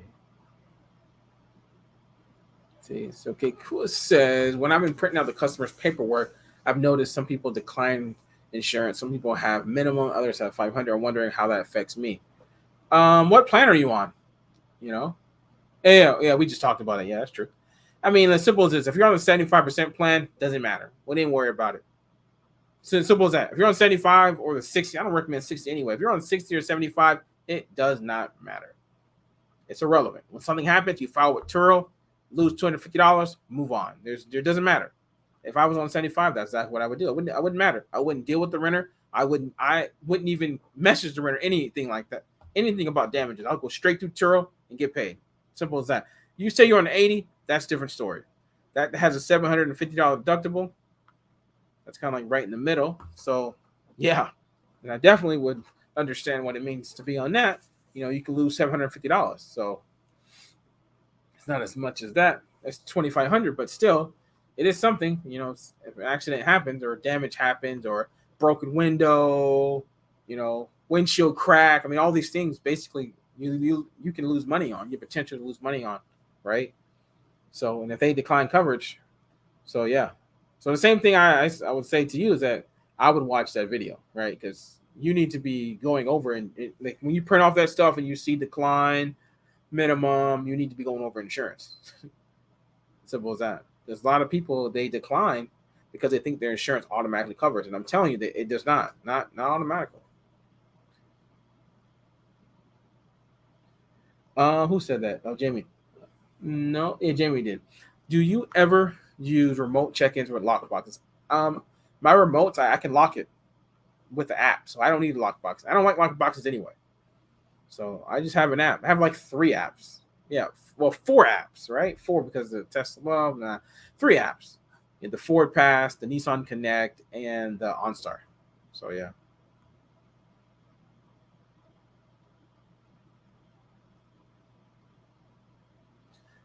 The video title, I believe if you put, what did I title it? God, I think if you put, I want to say if you put insurance in the title, put insurance in the cert. God, what did because I have an older video. No, not all of them.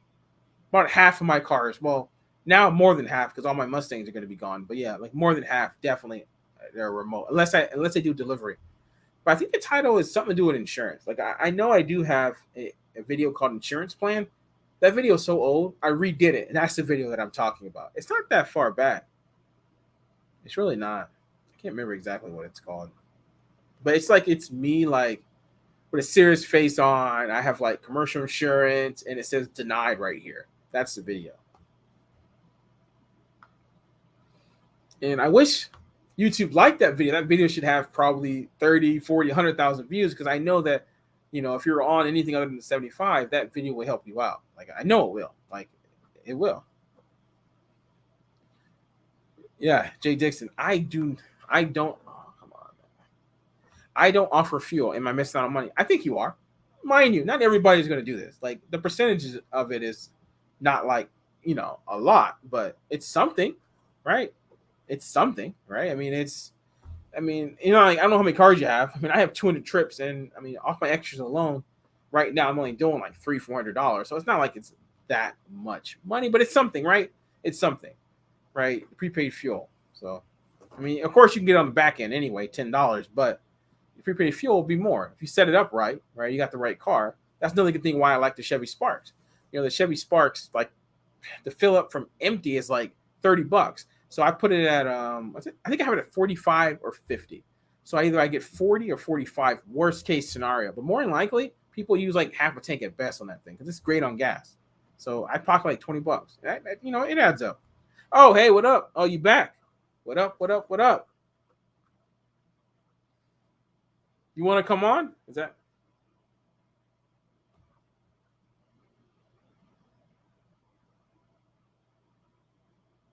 Yeah. Oh, let me know. But yeah, I would say just add it. I mean, it's just extra. I mean, I actually offer it to everybody who books my cars. And, some people add it, some people don't. It is what it is, right? Yeah. It is what it is. Okay, let me. Let me see how this. Oh, I want to. You know what? There's one thing that I. Okay, I'm gonna post it right here, Steven. This is for you. I wanted to put it you in Messenger, but my. You know what? Actually, never mind. It might just work. You know, it will work right here. Never mind. It is.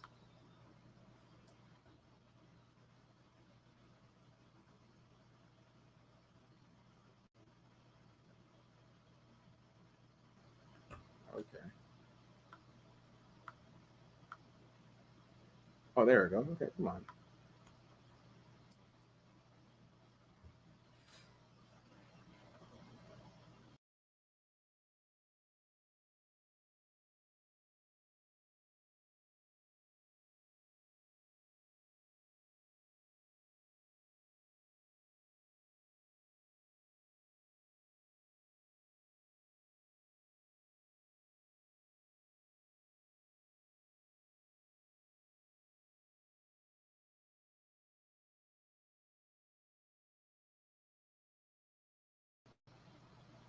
Guys, can you hear me? I don't know what just happened, but can everybody hear me?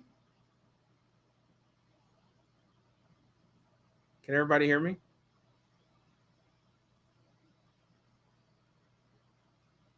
Can everybody hear me? Hello?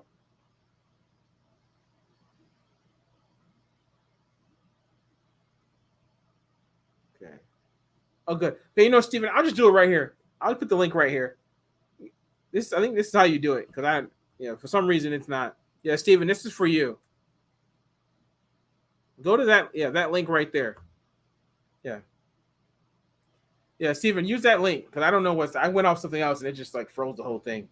Yeah, I don't know what happened, but just do that. I don't know, maybe my computer is just slowing down right now. Yeah, just go to that link and that will. Yeah, I don't know what happens. Steven, let me know. Maybe something be sent to me, but let me know. Yeah, or maybe it'll just show up here. Maybe it'll tell me some kind of thing. But yeah, go to that link and yeah, we'll see how that goes. Hopefully it works out. Get somebody else on here. Let's see. Lonnie said, laugh out for my Sienna Turo recommended $40 for prepaid gas. Laugh out. That's not even half now with Hawaii gas prices. Oh, there you go. I see. Okay, let me put. It looks like I got a. Oh, first time. There you go. See, can we hear you? Yeah, there we go. I had to drop out of the other one because I was hearing two of you. Now I can hear you. Sorry, I have my computer on mute. That's why. Okay, hey, how's it going? Good, man. How are you? I'm doing all right. It's the first time, guys. You got Steve Womack on here.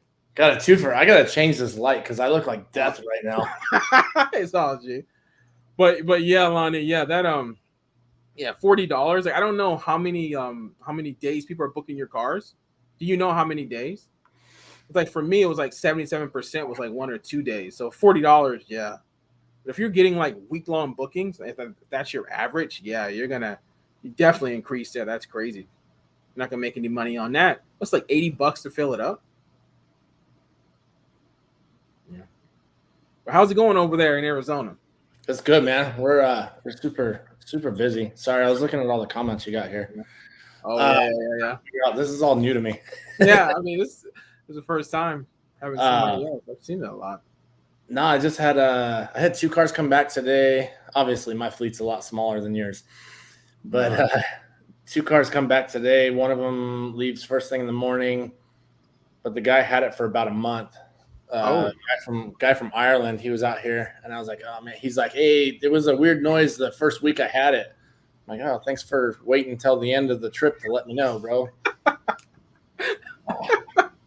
Yeah, I've had that before. Yeah. So then I got that one going, which actually it doesn't even look like he used the car. It's a trip. He took really good care of it. I mean, he put 2,000 miles on it, but he took really good care of it. So. Okay. Huh. I know 2,000 miles is a lot. I can't imagine you can get. How many times around the island would you have to do that? 2,000. I mean, it's like Yeah, I mean, it would take a lot. I don't know, 10 times or something like that. I mean, it's Right. nobody would do that. Like nobody, unless you were doing some kind of, like food delivery or Uber or some crazy stuff like that. Yeah, ain't nobody gonna do that. Yeah. Yeah. But yeah, Kwan, yeah, you gotta come to Hawaii. Yeah, come to Hawaii. Yeah, hit me up. I'll be here. Hawaii Turo ain't going nowhere. That is me. Right. So yeah. You're in Oh, Big Island, right? no. I'm on Oahu. Oahu. Okay. I think someone just asked you a question. Well, dude, how do you keep up with this? I don't know if you can even see it. Can you see it? Or I'll just Yeah, I see it. okay. So I got 7 cars in my fleet. Broker one of them. Previously, we had a fleet in California. We had a little over 50 cars. So I just brought it out to Arizona just because it's a little extra side cash, a little side hustle. Okay. So all it says is Facebook user. It doesn't even say a name. Yeah, you have to be on the Facebook. I have 2 on my phone. It's for Jamie Weeks. That's the person talking? Message you. And he said, "How long have you been on Turo?" Since 2017, 2017. Yeah. So hopefully I'll be to Matt's level here at some point. Now I'm going down, man. I'm going down like 3 cars. So, man, it's Is that all it was 3 cars just from the recalls, or are you talking about other stuff? A trade in 2 for 1. 2 for 1, 2 for 1, 2 for 1, and I'm losing like 3 cars because of that. Yeah. So the main hustle is basically consulting. Actually, it's funny. I quit my job. Just to answer, I think that's probably the same person. Yeah. I'm sorry. I'll just say Jamie. Yeah, it is Jamie. Yeah, Jamie. It's been. I quit my job doing sales for Anheuser-Busch. A lot of alcoholics out here in Arizona, and then started up this fleet and doing consulting for the stuff for Turo, trying to make it happen. Get out of the rat race. Yeah, aren't we all? Aren't we all? Yeah, like I said, trying to get some Matt standards or Hawaii Turo standards. Nah, I mean, I'm just one Turo host, and thanks, Jamie, but I'm just another Turo host, man. There's people got way more cars than me. Shit, you've been here in Hawaii, so you're crushing it, dude. I see some of the stuff you're doing. I'm like, there's no way. So, yeah. One of the things, obviously, Matt's, like I said, you're. Hopefully, you don't mind I call you Matt instead of Hawaii Turo. It doesn't matter, Matt. Hawaii Turo. You're crushing it because you're doing this all solo bolo. Like when we had our 50 cars in California, we had 3 part-time employees and 1 full-time. Oh wow. Okay. Yeah. So obviously, there's a reason why you're still around and that other fleet isn't. Y'all just went your separate ways. Like what y'all? No, we did. We ended up getting rid of it. It was mainly because there was a group of 4 of us that were all invested into it, and then once COVID hit, everybody got to their full-time gigs again, and then because even in COVID, I think we still did 240,000 in sales for COVID. Okay. Which wasn't bad, but it was definitely a hit. What's up? But 4 people though. We ended up no, we started trimming the fat real quick. Or I was like, okay, that was a second. 4 people, 200,000. Just okay. Yeah, but no, and then I mean we did a little bit. So there was actually it was kind of cool because we ended up meeting a whole bunch of people from California, the big hosts. We've actually seen my buddy, my business partner has met Samaya down there, Eric, the one that has all the cars. Yeah. And then what was all the we won't get into it too much, but the Luso crew, the one that they had a bunch of cars out with you too. Oh yeah. I remember when they came here. Oh yeah. I remember that. Trust me, I remember because they just popped up just cars. I was like, what? Mustangs too. I was like, where they get Mustangs? I saw where they went. I talked to where they got them, and they were financed. They told me they financed them. I'm like, oh yeah. They damn. They did some. So we got a lot of our insider stuff from them initially when we started. So luckily we kind of saw through a little bit of it. And we're like, dude, you guys need to change this up a little bit. And then they ended up leaving. So okay. But I want to say there's still a guy that Yeah, there was 50 cars there. I think it was like 52. But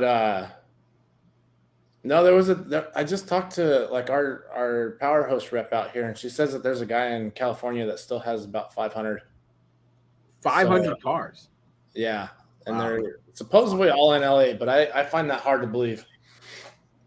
I don't work. Is there really that much spots to park 500 cars? Jesus Christ, that's like. I hope they're on the road, man. Yeah, well, I mean, when they come back, you know, how many cars gonna be coming back in? You know, I mean, you gotta have some kind of a lot, something. Like, even Eric, though, I don't know his setup, so I don't know too much about that. Well, it was nice when LA had their LA had a Turo lot there. That's how we ended up seeing them because we were always in the lots with them. Yeah. So, okay. Well, I think Jamie just said, I'll put it right here. Oh, yeah. Okay, just curious how others handle Turo, Steve. Are your cars on loans mostly or paid off? So I lost a bunch of my capital with the other fleet. I ended up putting these cars on loan. Let's see, I got one car that's cash car, broker one, and the other ones are financed. And then basically just kind of doubling down on those payments, paying them off as quick as I can. I definitely think there's a good ratio to go for sure as far as luxury cars versus cash cars. Yeah. Everybody got their own way. You know, you can be like Aubrey Janet. Yeah. Aubrey Janet, she likes those older cars, you know. What's that, mine? Aubrey. Are they the Aubrey Janet? Oh, yeah. I know they just posted another video of them picking up another Yaris. It was all those damn Toyota Yaris. Yeah, if y'all want a car that's hella reliable, get a Toyota Yaris. Like a 2010, 2011. Yeah. So I think their latest video, like they bought one, it was 119,000 miles on it. Jesus Christ, yeah. And they picked it up for $5,000. I'm like, bro, you guys need to send some cars over here. I can't find nothing for $5,000 here. $5,000, yeah. No, you're not finding that here. No. Yeah. It's not happening. No, so how's everything with you guys over there though? I mean, it's going good here. Yeah, here in Hawaii. I mean, a lot of people are coming here. I mean, cars are going out pretty much. There's lots of cars here, though. This market is definitely saturated, which Lonnie definitely sees. You know, she's here, and I'm pretty sure other people are watching right now from Hawaii. But, I mean, it's not what it once was in the summer. But, of course, you know, we all knew that was never going to stay like that. So, I mean, it is what it is. But, you know, you can still make money in this market. So, I mean, yeah, I do. So, every car goes out that can go out, you know. Exactly. Right now, all mine are out except for the Jeep, which I kind of dude, I get too attached to that stupid thing. Yeah, the black Jeep that's in the back all the time. Yep. Yeah, that one actually it just came back, and she was all over the place. She was down in Tucson, right on the Mexican border, and I was like, oh, here we go. Ooh. Yeah, man. I see all those posts, man. People going over there. Yeah. Oh yeah. Okay. Cool. Yeah. You should look and put her there. I need to look into this prepaid gas. Yeah. You should. It's just a way to make some extra money, man. Just more ways. As simple as that. Just don't screw yourself up because you don't want to, like some of my Jeep, say it cost me $80 to fill it up. I make sure that I put $90 for prepaid. Yeah, is anybody ever going to actually run it down to zero? Probably not, but I made it happen once where I lost money on it because they did prepaid fuel and brought it back empty. I'm like, dude. Yeah. But how many days do people usually book your Jeep for? Usually about 4 is the average. I've had it go out for a couple weeks straight. The Jeep is like dangling a carrot in front of a horse out here, though, because there's so much good off-road trails.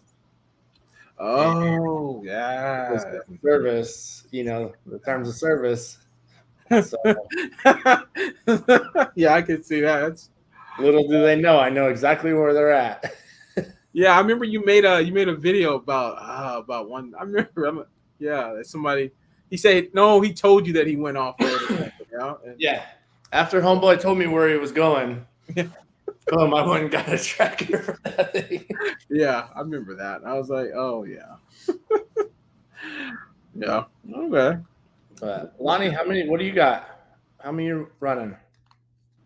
if you're still on here. Where does it show you how many people are watching? Yeah, I think that. Or is it just you? For me, I see it. I see how many people are watching. It's about 7, at least 7. Lonnie, I think as far as I know, she said that she had a Tesla. I think that's what. I don't know what else. How's your Tesla doing? I mean, it went out today, but it's only because I dropped it. I mean, this market here, I don't know how Tesla market is in your area, but here, it's not. It's just so many people that got Teslas here, and it just, people are renting out Teslas for like $50 here. I mean, I'm not doing that. Like, that's not worth it to me. No, so we had a Model S. I didn't do one in Arizona. And it was funny because they hit us up and they're like, here's the top 10 list of cars, that are going to work out here in Arizona, or the top 10 producers. Yeah. And I looked at it because Tesla was really high. And it was obviously because the market is saturated. Everybody has a Tesla. So, of course, those are the top producers. And then somebody had a small fleet of, what was it? Fiestas. Like they had like 7 or 10 Ford Fiestas. Okay. And I kid you not, it ended up making the top 3. because I'm like, dude, this is how I know it's bogus, because I can totally disrupt the whole system. I go out and get a bunch of one car. Okay. Go get a lot of Chevy Sparks to see Chevy Sparks exactly. go at the top. That's funny. It was something goofy like that. It was just like, these should not even be on the list. Yeah. But I mean, I feel like Teslas are just like Jeep Wranglers. Everybody's got them. Yeah. And then it undercuts. Yeah.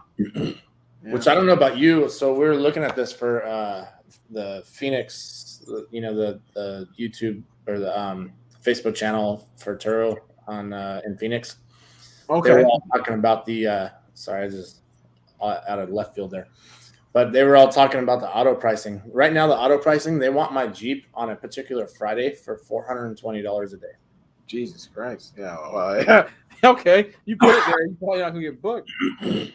Which, I mean, of course, I'll throw it on there. Yeah. But I know for a fact that's not going to happen. Yeah. Okay. Someone just said, oh, Jamie. Okay, Jamie just said something.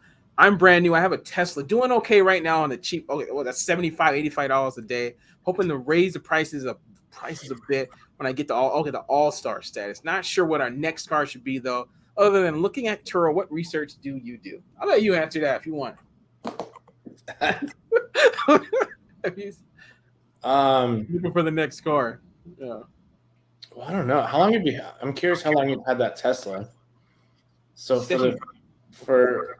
let's go for that real quick with your Tesla. What I would normally do for getting the rates up, it doesn't even matter about the all-star hosts.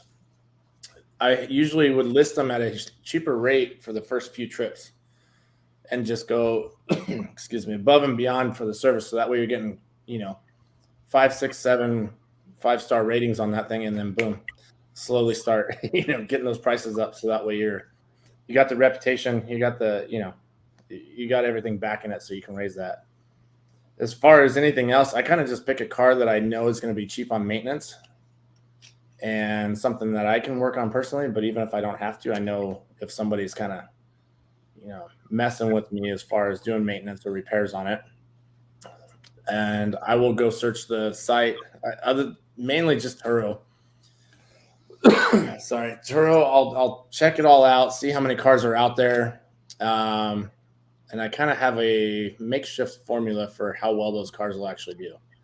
So if you go through, find the cars that have the most amount of trips on it, the same cars that you want, go back to the very first review. That's going to give you a ballpark of when that car was listed.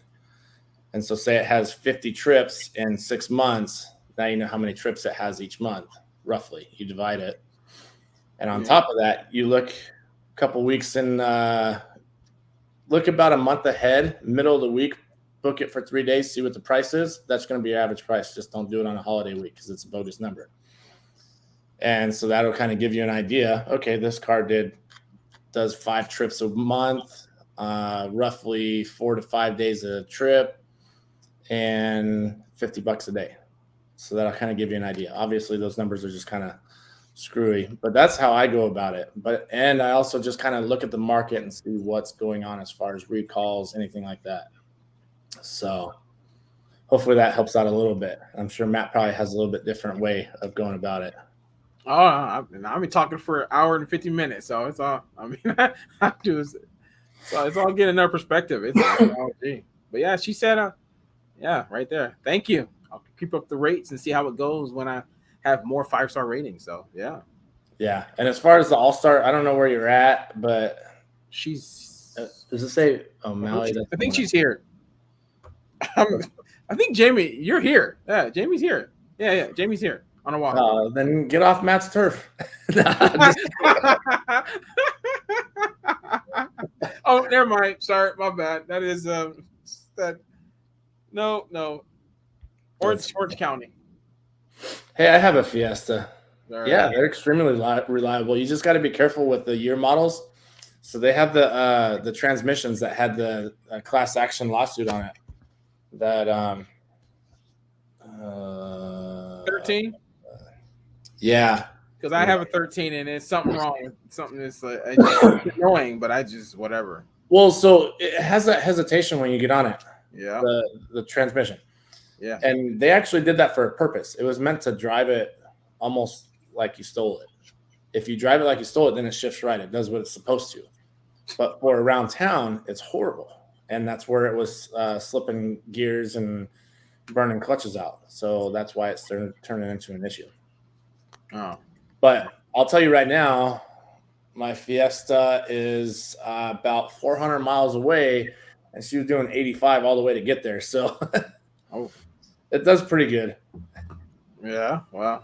It's definitely not a car that I enjoy driving too much, just because I'm a little on the bigger side, 6'3", 250 pounds. So yeah, that's a damn Ford Fiesta. Yeah. I don't know. My 2013 Ford Fiesta, it's pretty much going to. I'm gonna get rid of it eventually. Simple as that. It's just something to make me $1,000 a month. That's pretty much. And that's it. So that's actually my cash car is the Fiesta, and then the next one will be the Accent. Okay. Who's in Orange County? Sorry, all I see is Orange County is Jamie. All this is Jamie. Never mind, it's not all Jamie. Jamie is Orange County, and then Armin is the one who asked about which year's Fiesta should I avoid. Armin said that. What was it? I'll look it up right now. Yeah. I used to know this off the top of my head, but hopefully it's not 13 because I didn't know. I bought that car for about $7,000 at the beginning. Oh, I don't know. Last year before the summer. So yeah. So 2012 to 2016. To avoid. Yeah, great. Yeah, that's because I think mine's a 12. Yeah. Now I gotta go back and find it. But yeah, mine's a 12. So you're in Orange County. You're competing over there with Samaya. Yeah, this is Jamie right here. Yeah. Steve, have you ever bought a car at an auction? I've bought a lot of things at auctions, but not a car. So the new way of doing auctions, it's actually kind of neat. Some of the auctions you can actually get a warranty with it. So if you blow the motor, you throw a rod right off the bat, you get it covered under warranty. So I know you can do very well. Auctions are starting to stack up a little bit more. Car market's kind of switching a little bit. Repos are going up and all that. So it's definitely a good way to go about it. I've never done auction before. That's something I know absolutely nothing about. Well, it's crazy. Everything's online too. So you literally go through everything. They'll show you every little nick, ding, everything about it. So if you're able to buy it at auction, by all means, give it a shot. Just you just got to be careful. You're not getting you're getting dealership rejects, the ones that they know they're not going to get top dollar off of. So you got to kind of weigh that. But sometimes you get lucky. There's definitely good cars out there for sure, but it's one of those things where the dealerships are getting them in as trades, and they're saying, "Nah, it's not worth it for us." Okay. Yeah, and I think who was And Jamie, that's Jamie right there. I'm interested in the auction, but not sure it's a risk for short. Jamie, if you Yeah. let me see. Sorry, I just got over a cold, so my coughing and everything was bad. I'll try and mute it when I cough. But Jamie, I actually have a guy in California. He actually lives in the high desert, so it's like an hour and a half away from you guys in Apple Valley. He does all the car auctions out there. If you ever want to kind of see what it looks like, I don't know if you have access to the car auctions or not. Yeah, and Steve has a channel too, so it's his name, Steve Womack. It's all about yours right now, homie. Oh, yeah. I ain't trying to rain on your parade. It's all right, man. I don't mind other people helping people. I mean, I know nothing about auctions, so people ask me about auctions, I'm like, I don't know. Like that's just something that I just don't know, right? Yeah. Like I said, I know repos have been going up, and the auctions are just they're just starting to fill up a little bit. So. Oh, because the repos, probably Ally, shit. Right. Ally. So how do I go to? I need to get on this thing without actually watching it on my phone, so I can see everything.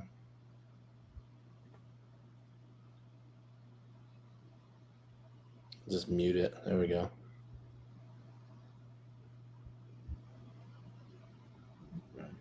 How do you find Jamie just said, how do I find you to get that info? Oh, that's G14 classified, Jamie.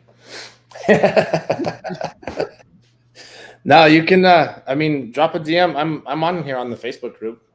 Oh yeah. Oh yeah, we're all Well, of course, it's his face. Yeah. So yeah, he's in the Facebook group. So yeah. Yeah. And I can get you on with God, man. My lighting is bad. I see it on the Facebook versus my desktop, and holy crap, I do look. Oh yeah, it's. It is what it is. Yeah. So yeah, I got all the comments that pop up here on the screen, but it just doesn't. It just says Facebook user, so I gotta jump back. Yeah. For maybe I should message everybody, but if you want your name to show up, you have to accept the permissions from StreamYard. Oh, is that what it is? Your name to show up. Yeah. You have to. And for everybody who's watching right now and wonder why it says Facebook user, you just have to accept the permissions, and then your name will show up. For whatever reason. Let's see. So does this show you how many people are on here on Facebook versus? Yeah, it is 3 people. It's like 4 people, 4 or 5. Some people on YouTube, some people on Facebook. I get the breakdown. If you're worried about it, I was just curious. I'm checking it out here. It's all right. We're almost at 2 hours anyway, so I didn't even expect to go this long, but it's all. Well, yeah, and you need to go, man. By all means, I just figured I would jump on here and see what was. No, I can go that 10 minutes. It ain't really. Anybody else got some questions? I know how this goes. It goes up and it goes down, and people come on. It's all G. But I got somebody to talk to, so it's all G. My thing does this often. I don't know how you do that, man. I wouldn't be able to just sit here and not you got them replying, but you got to start talking to yourself for a little bit. Hey, okay, cool. Yeah, I know. Yeah. Oh, you're welcome. Yeah, I try to go live. I used to do it like twice a week. It's. Yeah, with my Facebook group growing, I'm getting more and more people to come on. But when it was just with YouTube doesn't really like my channel that much. So I see that I get a lot of people more from Facebook. Sometimes I get some YouTube stuff, but usually a lot of people from Facebook. But it is what it is. Yeah. But the longest I've gone 3 hours.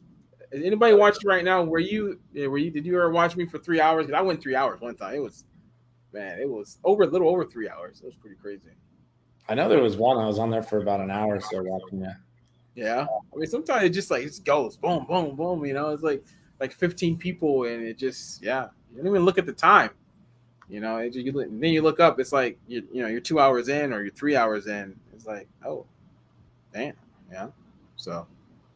These actually post on your YouTube and all that too, don't they? Like, Yes, it does. Yes, that's one of my videos a week. Oh, someone else just that's one of the videos a week plus that. Oh, Steven, hey, what's up? The other Steven, hey, how's it going? How's it? How's it going? Yeah. How's your Friday going? You're probably at Dunkin' Donuts right now, probably waiting. Or IHOP. Or it is IHOP. IHOP lot. Yeah. do you have anybody trying to? I take it Steven's out there with you then, huh? Yeah. He's here. Nice. Do you guys have anybody trying to steal your catalytic converters out there? I'm pretty sure. I've never had that problem, but Oh my gosh, dude, it's getting bad out here. what kind of cars? Like usually it's like what, like the Toyota Priuses or something, or not Prius, but what is it? What's Yeah, the car? they usually pick them on older cars, but like my Jeep, I don't even leave my Jeep at my parking spot right now just because it's too easy to steal. Oh, because the Jeep is lifted, right? So you don't even need to jack it up. Yeah. Yeah. Yeah. I mean, my Mustang, it's not gonna, and it's different. I mean, yeah. Well, a Mustang is so low to the ground, you literally have to jack the thing up to get it. Well, that's the thing. You get some of those guys that come in here like NASCAR status and just get the 2-pump jacks. That's the professionals in, man. Dude, they're coming ready. I hope I never got to deal with that because those things are expensive if you can even get it done. I actually had to pay for a catalytic converter because it failed in my red one. So that was like almost $3,000. So exactly. I know how much it costs. It sucked. Yeah. I was like, great. And then Steven just said, not on mine, but it happens a lot. So yeah. What happens? I'm not with this. So if you click on stuff, oh, you're the only one that can make it pop up on the screen. What are you trying? Oh, what are you trying to do? I'm just playing around. Oh yeah, that's StreamYard. Yeah. If we got any new people, let me know where you're from and let me know how many cards you have. And definitely, where you watching from? Because we get people from all over.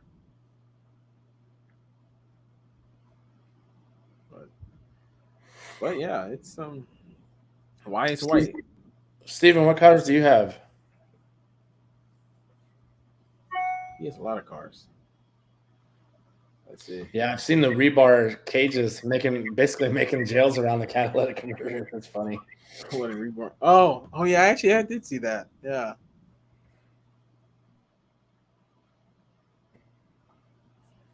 Let's see. How many cars do you have, Steven? I don't remember. I think he has a warehouse or something. Or trying to get a warehouse, right? Damn. Baller over here. Yeah, I don't remember. So I've been to Broncos, Civics, Camrys. Nice. Got a lot of got 17. Yeah, you about to have more than me when I drop down to my other cars. All right, I'll get back up there. Oh, March 1st, you move in. Yeah, I know. You were talking to me about that. Yeah, that warehouse. Have you guys tried those? I call them the fat Mustangs. The bigger SUV Mustangs. Oh yeah, the Mach things. Yeah, that's the Mach, right? The Mach 1. The Mach-E's. The Mach-E's. Those things. I've never been in one. I don't even. Yeah, I don't.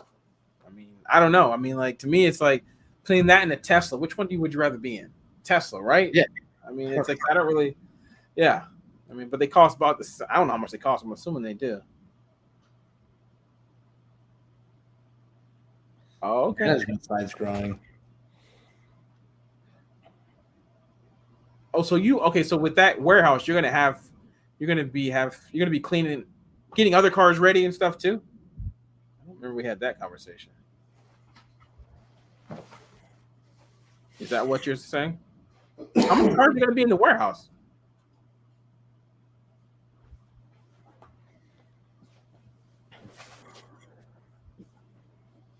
Dude, so a warehouse out there can't be cheap.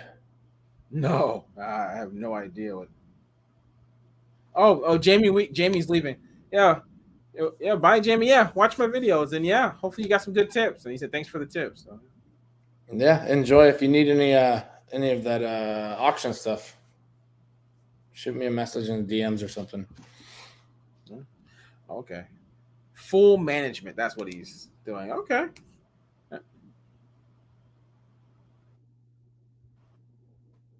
Oh, okay. Okay, cool. What package do you have for your Chevy app, or do you order your services a la carte? What package are you talking about? I didn't even know there was any kind of packages. Yeah. What do you mean, Keiko? Yeah, what do you mean? Speaking of the app, I'm about to go on right now because someone is returning a car, so I have to lock it.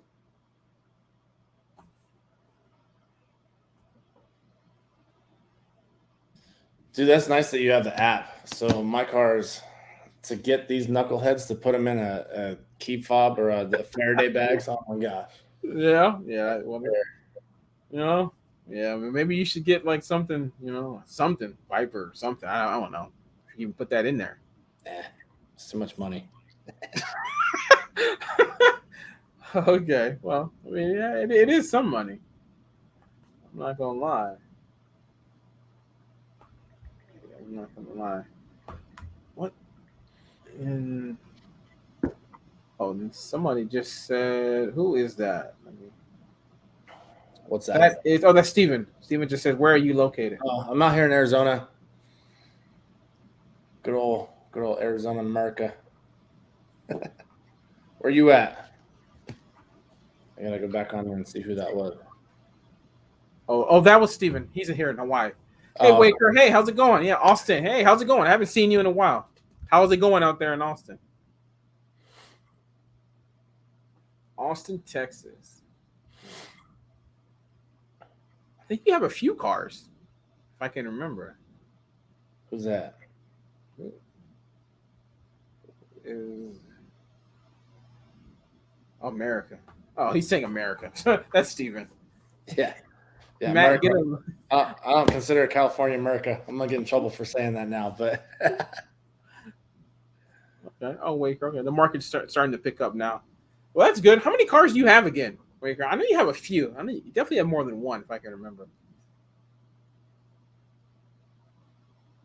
And K Cool says there's a package with the remote locking and starting. Then there's a package that has anti-theft and roadside service. I think I have everything. Okay, cool. Yeah, I pay about like $200 a month for OnStar for 6 cars, so I got it all. Like I have roadside. I used roadside before, so I think I have it all.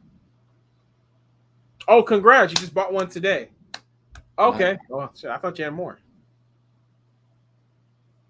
Who was it that was in Austin? Did you say Austin? They were over in Texas. Wait, hopefully I'm saying your name right. Hopefully I'm not. But WAQAR. Yeah. You don't even want to say it. You just. We had thought about moving out to Dallas, Fort Worth. Oh yeah, I wonder what the market is. Aubrey seems to be doing good. Yeah. Well, yeah. Okay. Yeah. I think it's kind of like anybody else. It's a little saturated, but actually you've been in it long enough. Might get hate for saying it, but it's kind of gone back to the norm, right? Yeah, the pre-COVID. Yeah. Yeah. Yeah. I mean, yeah. A bunch of cars, and now we're competing for. Yeah. I mean, got a little bit kind of back to what it was, but there's way more cars. I think that's what you're saying. I was gonna say, I feel like there's way more just because 2020. Yeah, that's true. I mean, 2021, everybody jumped on the wagon. Yeah. I mean, look at all the Facebook groups. How many people are in the groups now? Before they weren't even groups before. So I mean, there's only a few groups pre-COVID. Let's see. And then Steven wants to go to Kauai. Yeah. I mean, Kauai is where you want to go. You can get top dollar in Kauai right now. Really? Yeah. I mean, like summer rates right now, because there's Kauai is so. I never been there, but it's really small. How have you never been there? I love that island. Yeah, I haven't. I mean, I just haven't. Haven't done Oahu. I've done Maui and Kauai. Well, Oahu's like the busiest one. I mean, you gotta go. Let me get this out. So Waker says, question: can renter delete pre-trip photos loaded by the host? No, but they can delete their own photos. But it's still on Turo's server anyway. So Turo's always going to see it regardless if you delete it or not. But they can't delete your stuff. They can't do it, but you know what I've been doing just in case? I haven't had it happen to me yet, but I screenshot when they do their license pictures and all that for the remote check-in. Yeah. That way, if they try and delete them, I'm like, no, here they are. Like, it was you. Yeah. I had one person delete, but I'm like, I know Turo has it, so they say they do, so I mean, yeah. If nothing else, it shows record that it was deleted. So yeah, exactly. Oh, the Steve says Matt's fault showing everybody that money. Man, I only have like 2,000 subscribers. There's people with like 40, 50, 60,000 people. They're the ones.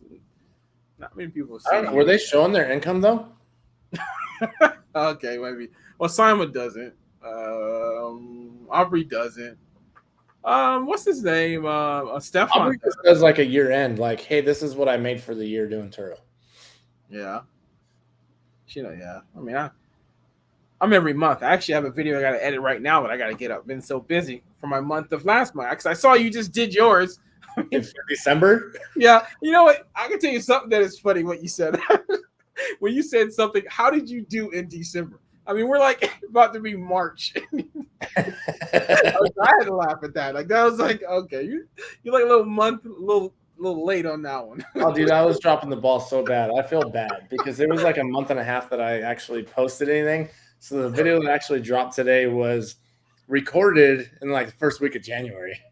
Oh, bro. Okay, I think I did see yours. Some other people. Aubrey did a couple. I was so busy today. I didn't even stuff on YouTube. But no, I couldn't believe it. I'm like, how am I about to just do a video that I recorded from January, saying times are slow, but all my cars are out right now.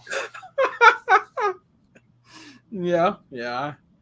Well, I'm about to do like back-to-back money videos because it's about to be March, so I got to do February, like literally, February is like next week. So January, I just got to edit it and it'll get up soon. Well, that's exactly it. So actually, my January one comes out Monday. Okay. Yeah, I already got it scheduled for Monday, and I got a few others already. Okay. Well, Steven just said Simon's got a huge following, but that's not for money. Yeah, she coaches. She has her courses and stuff, so I'm pretty sure people are definitely paying for that. I'm curious what kind of money she's making with the courses. Yeah, what is the price? I mean, I can't remember now, but it was like $1,000 was on the higher end, and that was when she first started, so she might have bumped it up. Yeah, I mean, she's interesting. She does have she's got a huge following. Yeah, she does. YouTube loves her. She's number one. All right, I mean, she's number one. Is she though? The number one just talks about Turo. That's just there are other channels that got way. Oh, that's right. Like just Turo alone, and that's it. I mean, yeah, I want to say it's her. Every time if you're watching Turo videos on YouTube, you're gonna get recommended Simon's Experience. Like that's just the way it goes. No, so she was pretty cool. Like I said, my who was it that said that? Oh, it was Steven. I thought you said you were leaving. I'm not mad that you didn't. No, or who did? But it's not from me. You're talking about Simon. Yeah, no, I was going back through it. So she's pretty cool. She's pretty cool. She's got a different way of handling things. But whatever she's doing is working for her. That's all I can say. Yeah. Hey Zoe. Hey, how's it going? I don't think I've seen you before. Where are you located? And how many cars you got? And you're in the Facebook group. Welcome to the group. When did you join? I was gonna say, welcome to the group. You just got put on blast. Like everybody knows Zoe's right here. Every time I see a new name, I welcome them. If I don't recognize the name, I definitely say something. We just made it that awkward new person at church, bro. Like, yeah. If everyone that's watching from, everyone's watching from YouTube. If you're not in the Facebook group, I would say join the Facebook group Hawaii Turo YouTube. We talk about Turo all the time. So yeah. Oh, yeah, she said. And then we got Direct. Hey, Direct. Hey, how's it going? Welcome. And you say you're new? Oh, you're new? Okay. Well, if you didn't know, this Facebook group is an extension of my YouTube channel. I have like 100 something videos called it's called Hawaii Turo. So yeah, I do post videos every single day in the group of my YouTube channel. So that would help you out. But welcome.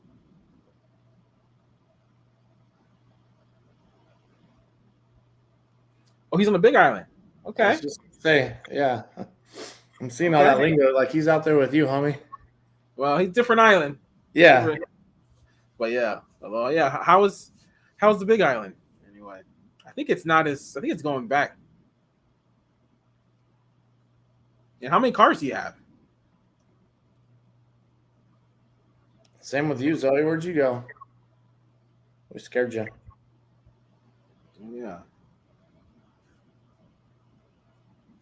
How many videos did you say you had? About 170 something. Dang. Because these live streams, I've been doing this for a while, so that's one. That's a lot of them as well. And I used to do this twice a week, so that adds up. So do the live streams are those monetized too? Is that They are, but it doesn't really get. I mean, it doesn't really get pushed by YouTube though. Yeah. Not really, but it is what it is. It's all right.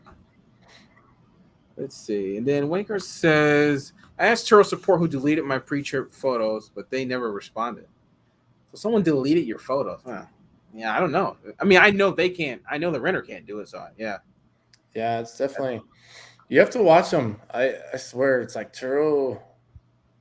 I hate it when I have to call them and get any kind of support from them. Oh man, I feel like there's always something that changed on my. I feel like something changed on my settings anytime they get on there. Yeah, Turo's Turo, man. I hate calling customer service, but I call them a lot lately. But yeah, I mean, if you have never called Turo support, get ready because you're gonna be in for a ride. You're gonna be in for a ride. I tell you, the people over in the Philippines, I mean, I don't know what else to say. You got to experience it to understand. It's simple as that. I would definitely say get to know the terms of service because there's times that I've had to clarify things with them on their end. So definitely know what you're getting into. I agree. Dude, you got so many videos on here. Oh, well, you got a lot too. I mean, I went daily for 50 days, so that's another thing too. Remember? You went what? Daily for 50 days? Yeah, 49 to be exact. But yeah, that was pretty crazy. That was back when I shut down my fleet. So I had a lot of time. Oh yeah, that's the thing, dude. I don't know how you do it. You must not like sleep. I sleep 5 or 6 hours. So, gee, yeah. It is. Oh, gee. My God. Let's see. Well, how's everybody doing on this Friday? It's about to be midnight on the East Coast. Let's see. Waker said, "Will it affect my rating or algorithm if I give lower ratings to renters?" No, definitely not. I think if you give lower than what is it? I can't remember. Whatever it is, lower, they won't be able to book with you again. Was it 3? I don't know. 3, 2, something like that. I think it's 2. 2. And then if you don't want them to be able to reply to your comments, just write Turo a private message that says "damaged car." Then they can't hear. Wow, I didn't know that. Okay. This is a little tricks. So I actually had a guest. It's funny because I put in my description. There's 2 airports out here. One's 45 minutes away and one's 5 minutes away. Okay. But this past week, there was all the cars were booked out, and I had one that was available for 3 days. So she booked it, and then she gave me a 4-star because she was like, "You're lying about which city you're in." I'm like, I type in the address. I don't handle anything else other than that. Like Yeah, like what? Oh man, because you don't know how to use the app. That is your fault. Okay. Okay. Someone got a question. Desiree, I'm late to the live video. I'm glad you're here. I think I was wondering if you guys could speak on car ownership and LLC versus car ownership and personal name. I'm gonna let you do that because I'll be right back. Oh, I'm gonna let you handle that one. oh, you're just throwing me under, huh? I see how it is. I'll be right back. All right, sorry. I gotta. So LLC is going to be hard unless you got capital, especially starting off. If you don't have any kind of credit history, it's going to be harder to get on it. I'm sure there is loans you can get. You're going to have to be a personal grantor, but if you're just getting started, you can have them in your personal name. It's not a big deal. And basically, I'm not a tax expert or any of that by any means, so just kind of take it with a grain of salt.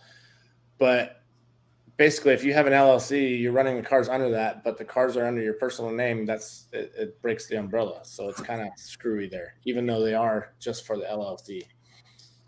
The other part that's you got to be careful with is once you buy the cars personally and say they're paid off or the business gets to the point where they can buy them, now you have to sell it to the LLC. Otherwise, I think it starts throwing red flags if you gift it, if you're gifting cars to a business, right? So you basically have to pay the sales tax on that. So now you just paid sales tax on that car twice, just with one ownership. So it's definitely up to you. If you're just getting started, don't worry about an LLC right off the bat. Oh, thanks, Steve. Thanks. If that makes sense. Yeah, no problem. And Matt might have different. When you first started the LLC, how'd you have your cars? Did you have your cars on your personal? I don't. Yeah. Yes, I did. But I still don't have the LLC under. It's just I just have the LLC now. So yeah, so it's not even like you have to have it to get into Turo. No, most people don't even do it. And just most don't. And if they do have it, it's not attached to the cars. You know that commercial insurance thing. Well, so that's the other thing. Do you have commercial insurance with yours? With me, no. That's the other thing that's tough with thinking of personal credit is pretty good. See, Waker just said if I do the 90-10 plan, Turo will still pay claim minus $2,500. Yes, that's the deductible. So that's what I was gonna say. If you go like commercial insurance, I want to say you can't make a claim for like the first 2 years. If you do, your insurance score just plummets, and good luck getting another insurer. Yeah, that's another thing people don't know. They want to go commercial, but you can't use the insurance. It's just to have it, right? I mean, it's nothing you're gonna use. It's like a emergency thing. When Turo doesn't want to cover, or maybe doesn't cover, or something like that. Yeah, depending on what state you're in, I'll have to double check. Liberty Mutual will actually insure you as a small fleet. That's who I use. Oh, bro. Okay, well, state specific. I think they're trying to get it nationwide, but yeah, they were doing that in a few states, which is crazy because I think my insurance is $250 for 6 cars. Oh wow. Yeah. What does it cover? Like what kind of? Well, it was mainly because Liberty Mutual knows exactly like 90% of your claims are going to be due to renters. Yeah. So I'd have to go back through and see what actually they all covered. Okay. If you are doing the 90 plan, though, just make sure you got that cash there. I've had in this fleet that I have a little over 250 trips over the past year, and only one claim that was of significance. So if that gives you an idea, 7 cars, 1 claim, knock on wood. Yeah, I'll knock as well because I don't want shit. We all should knock on wood right now. Everybody watching, unless you're on the 60-40, which you shouldn't be 60-40. You're not making any money anyway. Say what? Oh, so the 60-40, you're not making any money on that. Yeah, Turo's making more than you are. Yeah, Turo's making like 80% of what the renter's paying, and you get like 20. And, Yeah. It's pretty bad. The LLC just makes it nice for basically the things you can write off. So, but I'm sure, like Matt, you probably got a bunch of write-offs and everything to where it makes it worth it for you, right? Yeah, I mean, I write off a lot. Yeah, I mean, I think I write off enough. I mean, I do my taxes with H&R Block. I let them look at it, and I pay them money, and I just get all the information to them. So it's pretty much what I do. Yeah, exactly. Yeah. So, but there's a lot of ways you can go into that C corp, F corp, all that stuff. However, the LLC is managed, and then it gets tricky, and that's when I just say go to a CPA. Yeah, that's the truth. Because I don't even know what S corp, like the details of that. Like it's just so confusing to me. Like I don't even want to. Yeah, so one you can do the flow through taxes, and the other one you can't. And yeah, there's a lot more than I really want to get into. Yeah. I mean, that's you pay a tax guy to do that stuff. That's the truth. That is the truth. Let me see. What? Okay. How much? Oh, Waker says how much H&R sorry. How much H&R Block charge for tax filing? It depends on how much you make. I think if you at one point I was doing it myself, but once I got to a certain point, I had to have like someone actually look at it and approve it and stuff. And they were charging. I think that was like almost $200 or something. Yeah, that's what it was. Yeah, but like under a certain amount, you're just doing it yourself, really. Yeah. That was one thing my wife was like, I'll just do the taxes. I'm like, no. There's one thing that I know, and that's I know what I don't know. So taxes are one of those things I'll pay somebody. Yeah, I mean, just if you're just doing like a regular 1040, I mean, something like that's easy, man. That's not difficult. But like all this other stuff, like we start getting a 1099 stuff, it definitely gets a lot trickier. I can tell you that much. Writing off some stuff, writing off too much. I mean, yeah. I think in my Uber days, I think I wrote off too much, too many miles. But that was years ago. I don't. How long is it? Can they go back when they audit? If they audit, I don't know. I think like 3 or 4 years. well, yeah. Well, we're talking 7 years ago, 8 years ago. Shit, that was. Well, shoot, bad stuff falls off your credit in 7, so I think you're good. Yeah, it's been a minute. Oh, then Waker just says with 3 cars, 100% Turo and expenses. I think it requires a SCHC profit loss. I don't know what you might know what that means. What? SCHC. Oh, Schedule C. Oh, Schedule C for profit loss. Oh, I do know what it means. That'll basically just be up to your tax guy if they want to see a P&L. Yeah, I got you. Schedule. I'll tell you what, though, the way we were doing P&Ls, it's actually free, and it's what's the main one that you can do payroll and all that stuff on there? No, I totally forgot. But we used Waves. It's free, and it's better than the other one that you can do. What was the other one?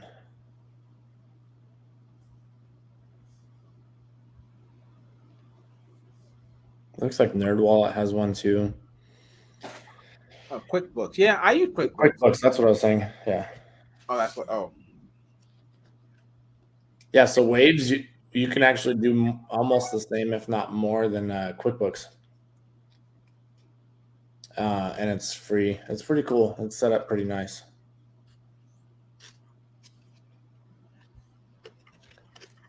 And that's WAVES. Waves. Like going surfing on them waves. What you know about that life, Matt? I don't surf. I can't even swim, man. So You're stuck between a rock and a hard place. Then how are you going to be on a rock and not know how to swim? Yeah, well, I mean, I grew up here. My dad was in the military, so I wasn't. This is just what I know. So yeah, I What really branch? Navy, obviously, or was it Air Force? Army. Okay, nice. Yeah. Right. Yeah, I got here in 8th grade. I've been here 20 years, so it is what I know. Hawaii is my home. So yeah, that's me. So you've been out there 20 years and you haven't been to the other islands? I mean, the Big Island. I've been to Maui. I mean, what? That was all in the last like 5 years though. But the first like 10, no, definitely not. Well, I went to Maui in high school, so yeah, that was once. Yeah, I need to go to Kauai. Kauai is definitely a place I need to go, and I will go eventually. But yeah, I'd rather go to other places anyway. When all this stuff opens back up, and I can travel freely. Right. You know. Is it still locked down for you guys really traveling? Like No, actually, March 3rd, the governor is lifting all COVID restrictions. I believe. I was gonna say, I think he's most of it. Yeah, he's realizing like, hey, we got to get these small businesses. We got to get this back up. Exactly. That is the truth. But I think people are out and about and they are not online. No, did it dwindle off? It's a couple people. It is Friday afternoon though, at least over here. It's 6:52. So yeah, no one on YouTube is. No one on Facebook is watching. It's just people on YouTube. I was gonna say usually my YouTube stuff just kind of like falls off Fridays. Like if I want a video to go viral on any day of the week, it's definitely not Friday.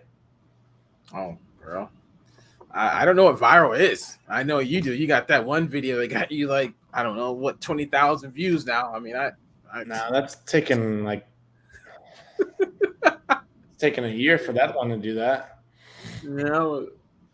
My best video, I don't even know what best is, but my video has the most views is like 6,000 for me. So.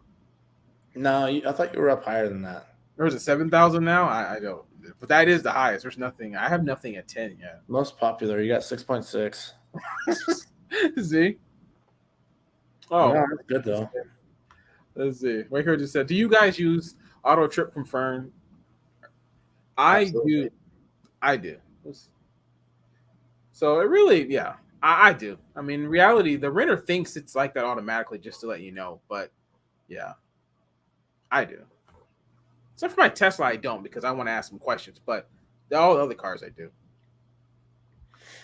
What questions do you ask people? It's funny. Like I've had people try and give me their whole life spiel, and then I see the GPS and I'm like, dude, you're lying to me. Like that's why I don't ask questions. I don't really care what you're doing with the car. Just with the Tesla, I ask questions because I'm trying to get the recharge fee and I'm trying to get unlimited miles and I'm trying to get deliveries. That's the questions I'm talking about. Yeah. Can you go over miles in there? Do you have different settings for daily miles on the island?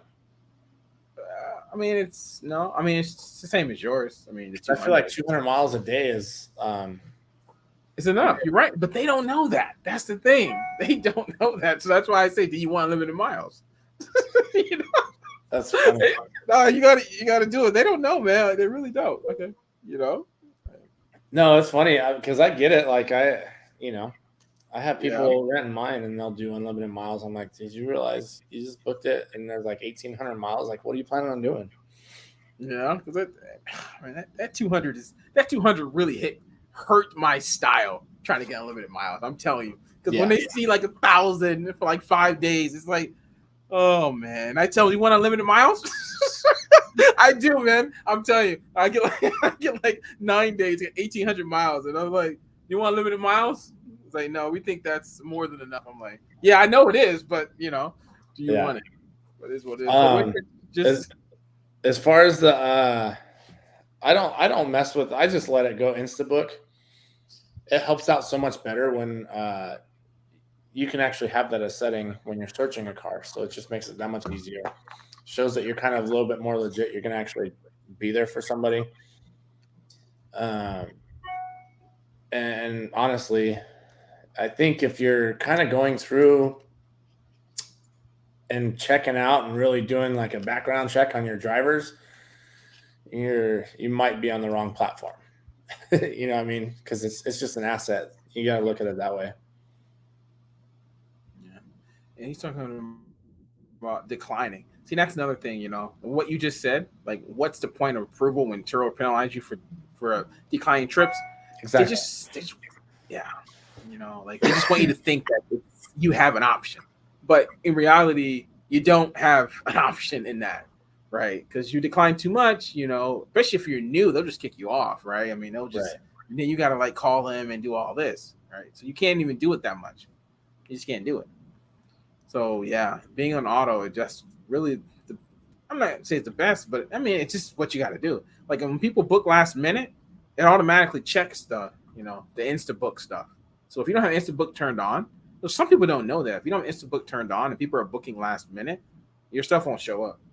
Right. Unless they toggle the thing off. And most people, they're not even paying attention to it. They just want to book. They just want to see cars real quick and boom. Well, and what's funny, so I've responded, 301. Acceptance rate. Oh, I'm back to 301. That's funny. They said that the commitment. So the commitment rate. I don't know if it'll actually show you. The lighting's all jet. Yeah, you have to. Maybe would have to. Yeah. It's but the commitment rate. It's funny. I have one. Oh, there it is.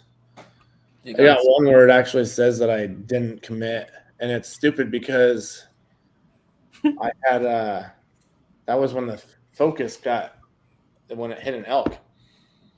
And I got the guy into one of my other cars, but Turo screwed it up and said that I didn't commit to that trip. I'm like, really? I mean, it's only one out of 300. Well, I think you're higher than mine because I definitely had to cancel and not accept a few. I'm like 97, but like 2,842 out of 2,941. Well, but you got to figure when you get into stuff like yours, people are keeping cars longer. They're doing like the numbers are just going way up. So a lot of it's not even on your end. Like it's out of your control. Yeah. I can't imagine what Eric's looks like. If mine says 2,000, imagine he probably says like 30,000, 40,000. Right. Yeah. I'm like, man. So I definitely, I try and make it as, like I said, the acceptance, all that stuff. Just, I don't decline anybody. If it's a 1 or 2 star, then I just kind of look at it and it's like, really? But I think Turo's been pretty good about that. And honestly, I think if you have decent ratings and all that, the 1-2 star hosts or winners aren't really going to go to you because they know that it's about to go down. It's about to get pricey for them. Yeah, that's the smoking issue.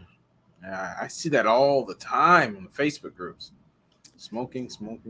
So that one kind of bums me out. I had a renter. It's funny. I could show you his picture and you would automatically know, like, oh, this guy's smoking meth in the car. Good job. Mm-hmm. And it was clean. He detailed the car. Most of the smokers end up detailing their cars before they bring them back. And sadly, now there's nothing you can do about it.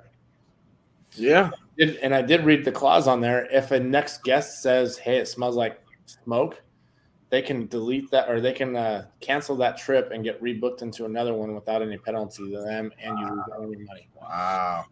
I'm like, this is BS because now I'm stuck with it and I can't prove that he actually did it, even though I know. Yeah. And I'm glad I don't deal with the smoking stuff here. Like, I just don't. People don't come here and smoking cars. At least it's not my cars. Rare. Well, if anything out there, they're going to be vaping, which doesn't leave a whole lot of residue other than just on the windshield. Yeah. I don't deal with it at all. It's I don't even think about it. I only try to think about it because in the Facebook groups. That's literally the only reason why. Yeah. That's it. That's the only reason. I mean, I get that secondhand high every now and then. It cracks me up. I'm like, holy crap, dude, you guys are hotboxing in here. With this one, I think you're on that 90 plane, aren't you? I am on the 90. I am on the 90. I like on the wild side. I definitely am. It's not for everybody. I can tell you that much. So you're on the 90. I'm on the 75. Okay. With the fleet of 50 cars, we were on the 70, which I think it was the 75 when we originally had it, and then it went down to the 70. Wow. Some of the broker cars would be 60 because they were too nervous about it. We're like, whatever. But it's broker cars, so it didn't matter. We were getting ours still. The 90 plan, I don't know about you, but for me, if you have the cash readily available to where you're able to cover it and not have to worry about it, it's not going to put you out. I mean, by all means, go for it. And like you said, you always go after the renter anyway, right? You try and get them to do it personally. Yeah. So you can go that route, but just make sure you have the funds available if and when, because it's going to happen.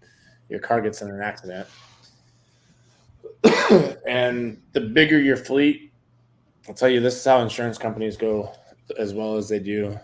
The bigger the number of insured or the bigger the fleet, the more you can predict how many accidents you're going to actually have. So like I said earlier, I had the ratio of 1 in every 250 trips, and the bigger the fleet, now you have the rest of the cars covering that in case one accident happens. The likelihood of every car getting in an accident in the same month is pretty unlikely, but that's also a risk. So that's all kind of personal preference, at least in my eyes, whatever you're able to afford. Yeah. I agree. I also would say watch my video on it. I dig real deep into that, being on that 90, because it's not for everybody. A lot of people on that 75, and I mean, it's a good plan. I mean, you're only gonna lose $250, right? I mean, you can't go wrong with losing that. Yeah. But you're also losing 30 more percent, 20 more percent. Oh yeah. I mean, yeah. Which when you have, you're making 250, 260,000 a year, 20, 30% is that's a lot. Yeah. I mean, you better hope that you better hope that your car's, the damages comes out to that different. If it doesn't, then you probably should switch, right? I mean, yeah, exactly. So hopefully we just made that as clear as mud for you. Yeah, that's the truth. But yeah, I know a lot of people are always wondering what plan to pick. I know plan, just a plan. And we got 5 people watching. Like, what plan do y'all have? Like, what's the plan? I bet you most people's gonna say about 75. Yeah, I gotta double check. I thought it was 70. Maybe I'm on the 80. I honestly don't even remember.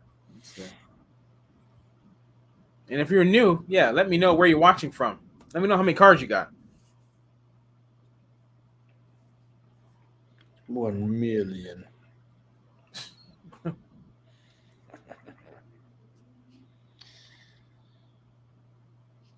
Classical question. How many cars do I need on Turo to have full-time income? Well, I've been asked this question about 4 times today. So you want to answer? What's your take on it? How much do you need to survive? Yeah, that's the biggest question. It's the truth. Because it's all it all kind of depends on what say $8,000 a month. I'd say you'd probably need, it all depends on which kind of cars you go, but I would say probably closer to 20, if not 30, to get to clear $8,000 a month. But it all depends on what kind of cars you have. Luxury and exotics, those things are going to rent really well. They also have big notes, and when the economy takes a dump, those are the first ones to go. And that's coming from, we had 2 R8s, but 40 Porsche, or not 40, 4 Porsches and 6 Mercedes, and the rest were, kind of Alfa Romeos and Jeeps and all that stuff. So it all just, depends on what you're able to work with there. But you get something happen and you say you're on the 90 plan, your Audi gets taken out. Now you're out. Or a recall happens. So you got to be careful. Yeah. We had five recalls. Mercedes that had recalls all at the same time. That wasn't fun. Yeah, I think I do remember that. I think Simon was talking about that. Yeah. 80 plan. So I'm not too far from you. I'm on the 80. Okay. I had to double check that. What were you saying? Simon was talking about what? About the Mercedes issue. What about that? Some software thing, was it, or something?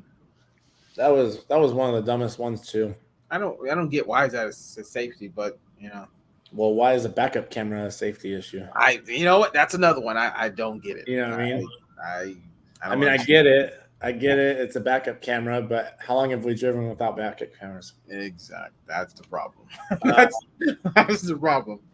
The Mercedes, all that was basically like an OnStar, but for Mercedes, it just didn't show exactly. Like, so if the car was here, it would actually show up, way over somewhere else down the street. Okay. Realistically, if it went off because of an accident, it's not like the fire department's going to show up and say, nope, this is where GPS says it's at, and there's no cars here. I don't know what the body is down the street, but that's something else. They'll have to call that in. You know what I mean? Like, yeah, I don't. That's crazy. I don't know. I mean, this recall stuff's crazy, but that's the business that we're in, right? I mean, just recalls.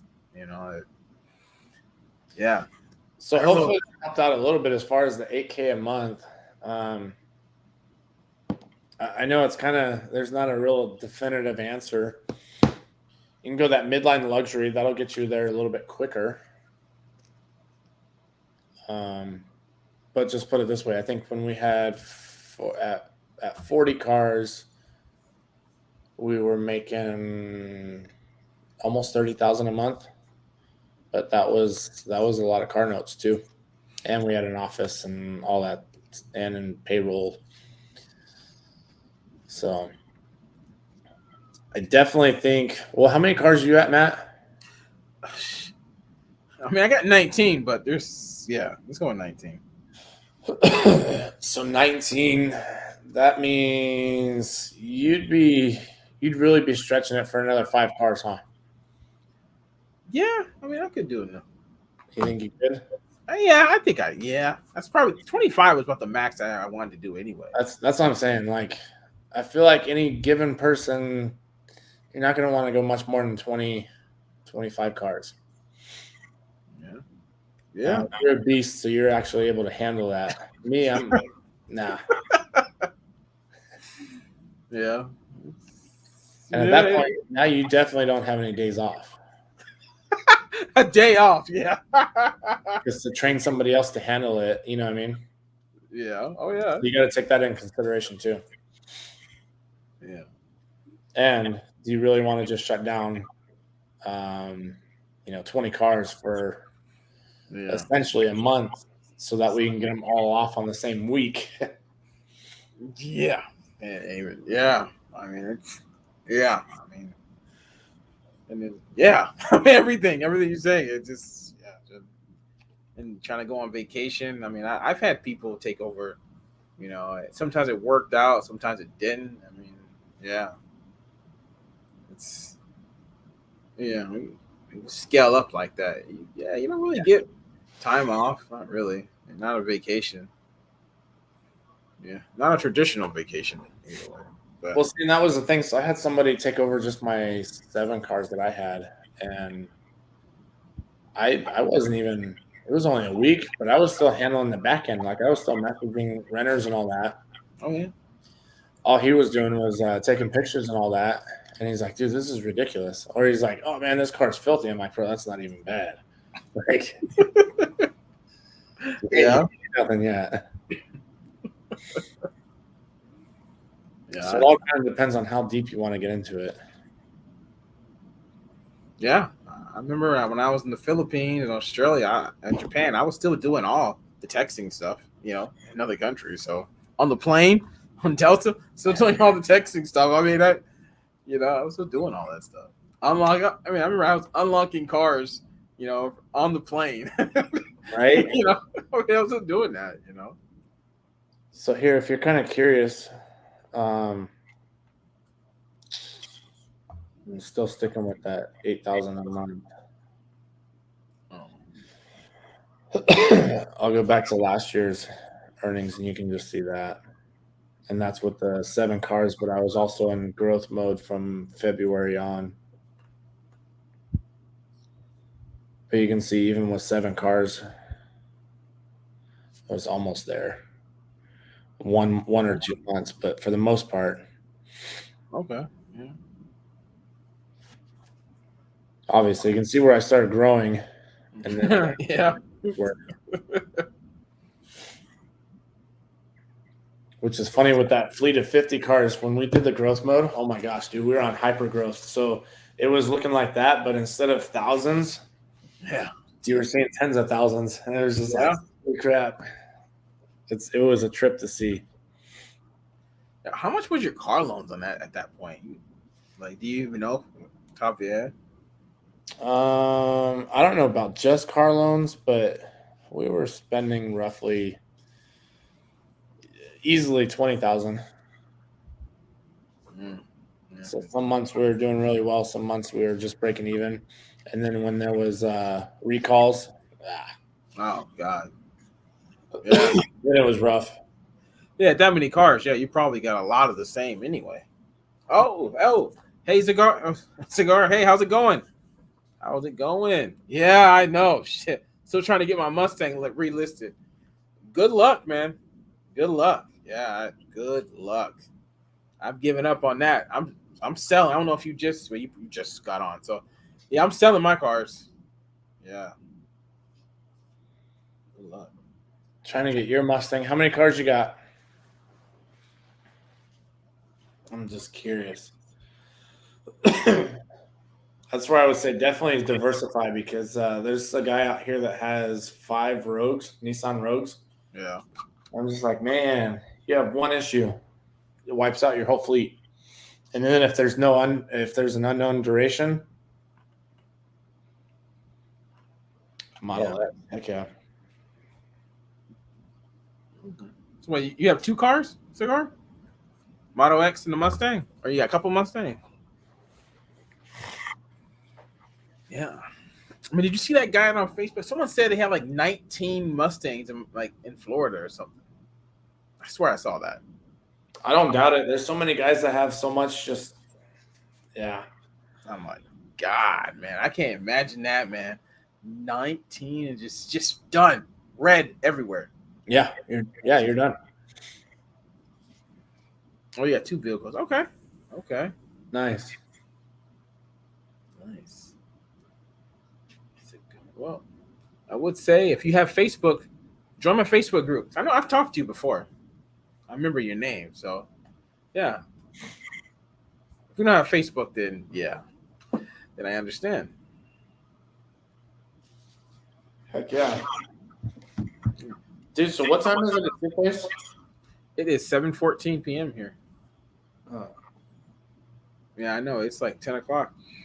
On Friday? For you? I think 10, 11. I don't know. There was. And it's still Friday for you. I don't know why I was thinking it was such a big time difference. 2. Yeah. Oh, well, you're like Pacific, right? Yeah, well, the whole world runs on our time. We don't have time change. Okay. You're welcome, Cigar. Yeah, you're welcome. You are welcome. Good luck with the Mustang. Good luck. I can't imagine it'll take too long, but I know right now it's unknown, right? And I did get it. Well, I mean, who told me the second quarter next year? Someone said that. I mean, I did. I talked to people at Ford, and they said there's no time. I mean, yeah. I mean, they're doing so much stuff. Like they're not just changing the wiring; they're just changing the whole thing. Yeah. I'm like, whoa, like that's way more. Like one of my cars, I actually paid to get it fixed, for the camera to work. But what they're doing is more than what I paid for, so I can't even get that one listed. I'm like, great. That's why it's taking so. It's going to take a long time because imagine all the Mustangs they're going to have to make for it. I mean, come on, it's going to take a minute. So is it just the backup camera? I think they're changing the whole harness thing. I mean, it's a lot. It's not just the wires. I mean, they're changing like everything back there. Because like you can't even just go get one of those license plate. You can't even just get one of the license plate cameras and rewire it yourself because the recall is the recall. Yeah. I mean, I don't know what the 18 in newer cars look like back there, but I'm assuming it looks different. And I think that's maybe what they're changing it to. Maybe. Yeah. Changing it to something. So. Yeah. That's what I would imagine. But yeah, it's everybody. Well, we'll see. I'm getting out of it. Who knows? I probably won't get a Mustang again. It is what it is. Yeah.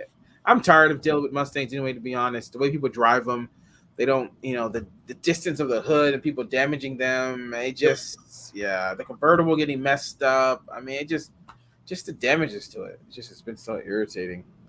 But, because local renters are a pain.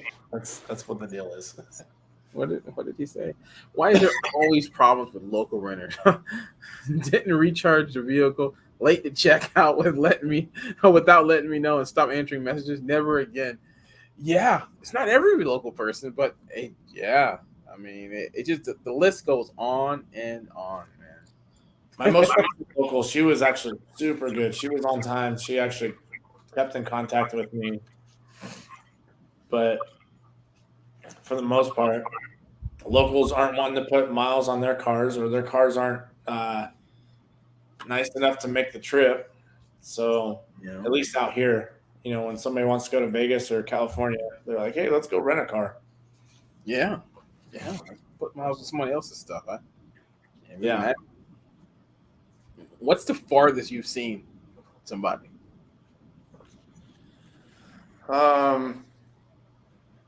I don't know what the actual, because I'll be straight up. I only have GPS on 2 cars. Okay. But I know one, he did like 3,000 miles in 3 days. Where the hell? Man, is that the one with the GPS? Nope. Oh, even. Nope. He had my Mazda, and that was just a bad trip all the way around. The Mazda, he said the headlights were having issues. So he ended up pulling the ECM fuse. He did? Yeah. Fuck. I don't know what that is, but he's doing too much. But yeah, he pulled the main fuse out because he thought that I had GPS on it as well. He tried to change the light bulb, but you have to take the whole inner fender well out, so he didn't put any of the clips back in. Yeah, it was, and then on top of that, I got this car, and it was a car from Florida, so it's got a little bit of rust on it. Well, the pipe, the exhaust between the muffler and the cat had split, so then it just sounded like a rice rocket or a rice burner. It was all bad, It was. I tried to give him the best service I could, but at the same time, it was like, dude, the things he was doing. I'm like, I can't. I don't know. What's up? Pulling out stuff. Oh man. Well, and then on top of that, I actually did a video on it. Their ice chest must have fallen over in the trunk because the spare tire well was completely submerged. Like the spare tire was completely underwater. Oh shit. And so I popped the drain plugs out, and water everywhere. And there was just one of those. It was really weird. So I'm like, dude, you went over on miles. My car was kind of janky for you. Let's just call it what it is, right? And then, God, dude, I swear, last month he actually texted me on my. This is before I switched phones because I wanted to make sure no one had my personal info anymore. Okay. He texted me. He's like, "Hey, do you remember that trip from hell? The where I had your Mazda?" He's like, "I need to go to Chicago. Can I get that car again?" I'm like, "Well, if you start coming on here, bro, you're already dogging me and dogging my cars right now. You really think I'm going to give you a car? Get out of here." Yeah, like it's crazy. What the Chicago? Jesus Christ. Oh man, that's funny. That's funny. Yeah, that trip from hell. Can I use your car again? You want the same car? Yeah, you want the same car? Which is funny because that's the one that I was always having issues with it.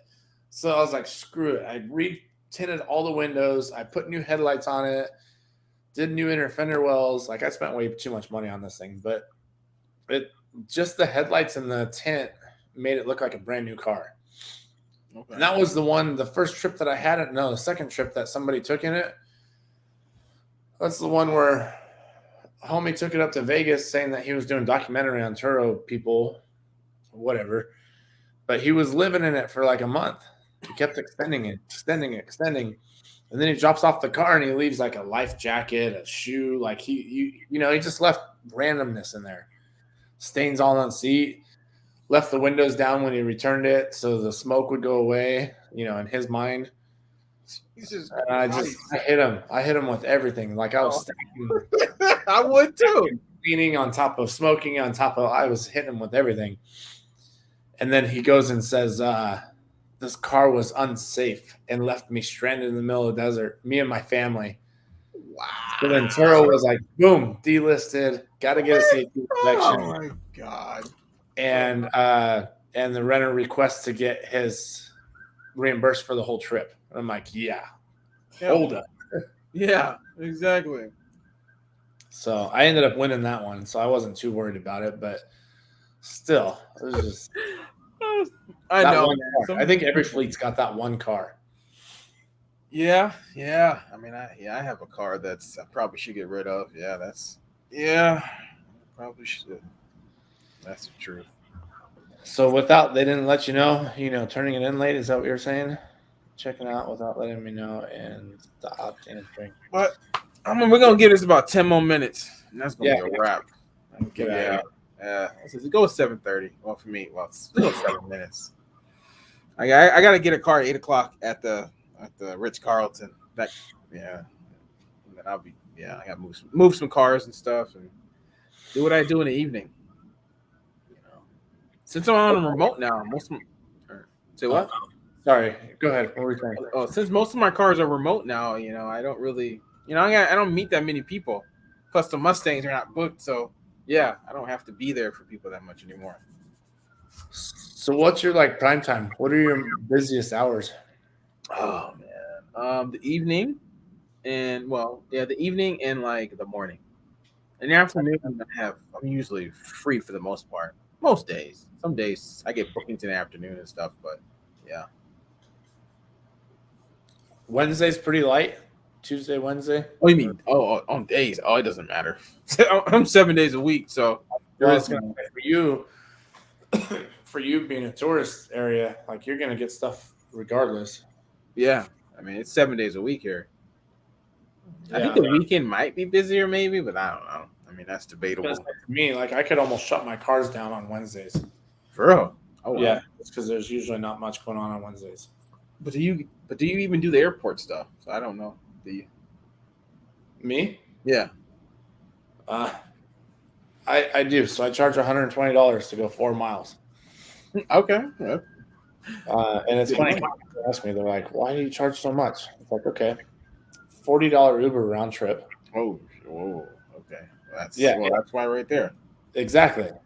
And they're like, "Well, wait, but what about the rest?" I'm like, "Okay, but now you want me to be getting it there as close to your time as possible, so that way they're not having to pay for a whole lot of parking." Yeah. Because I put it in hourly parking, which is literally you walk out of arriving flights and straight to the car.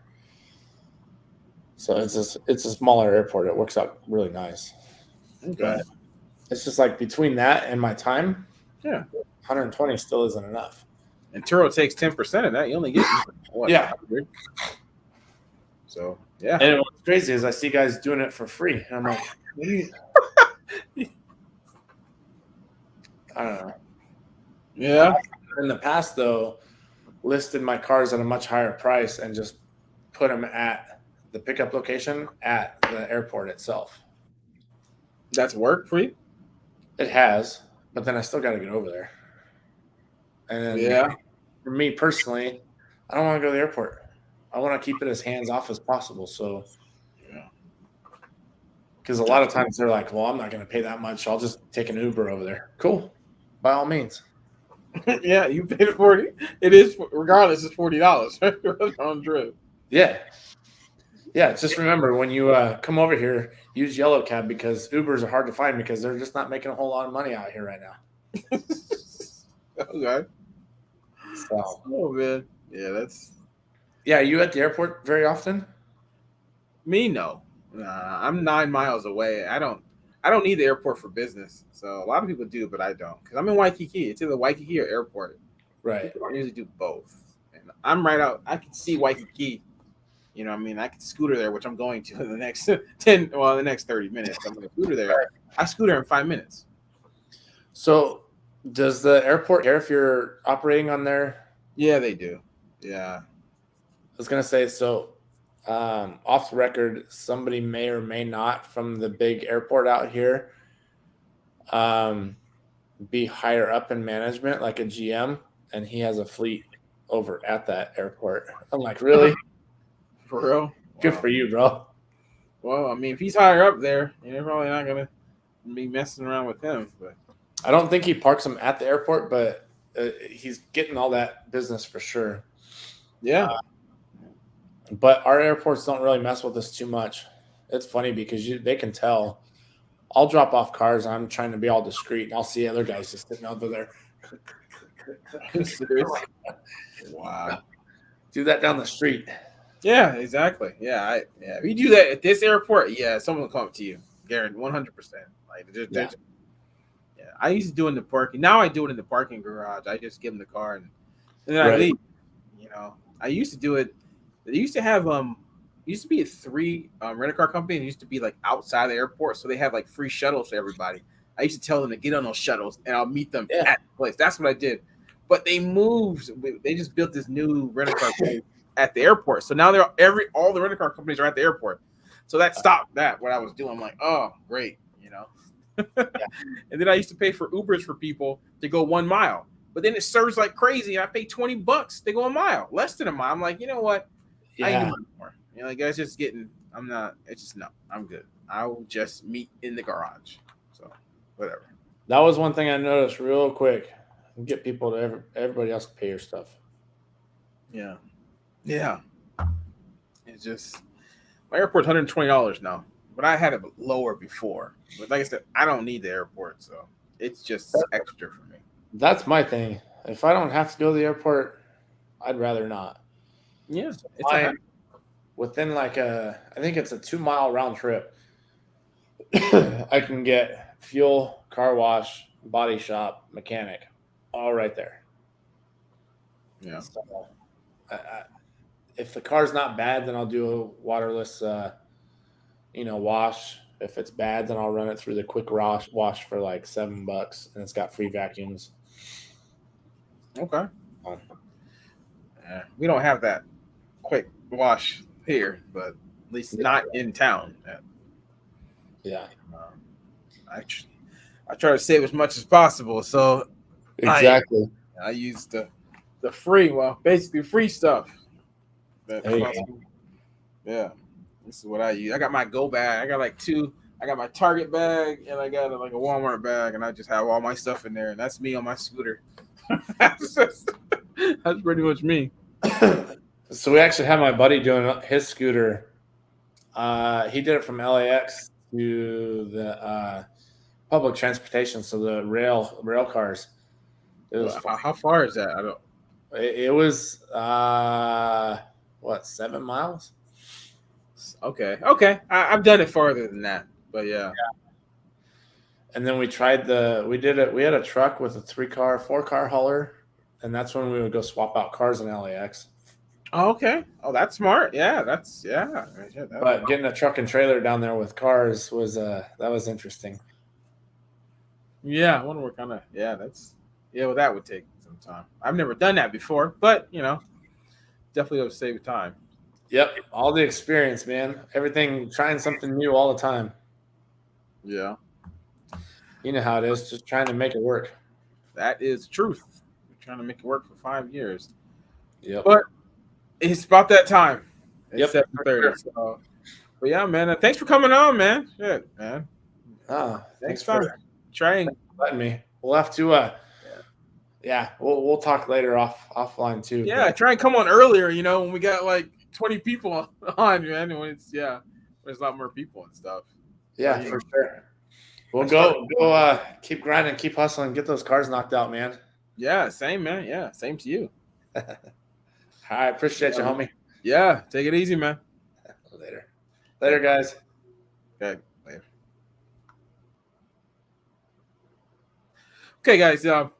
Thank you for watching. I'm gonna end this stream, but yeah, if you have any questions, you can let me know in the comments, and join my group, my YouTube group if you're not, my Facebook group if you're not there. Hawaii Turo YouTube. We talk about Turo all the time. But yeah, thanks for watching, and I'll be going live again next Friday, or maybe Monday or Tuesday, but more than likely it'll be next Friday. But yeah, hopefully everyone's making as much money as you can, and I will talk to you soon. Okay, bye guys.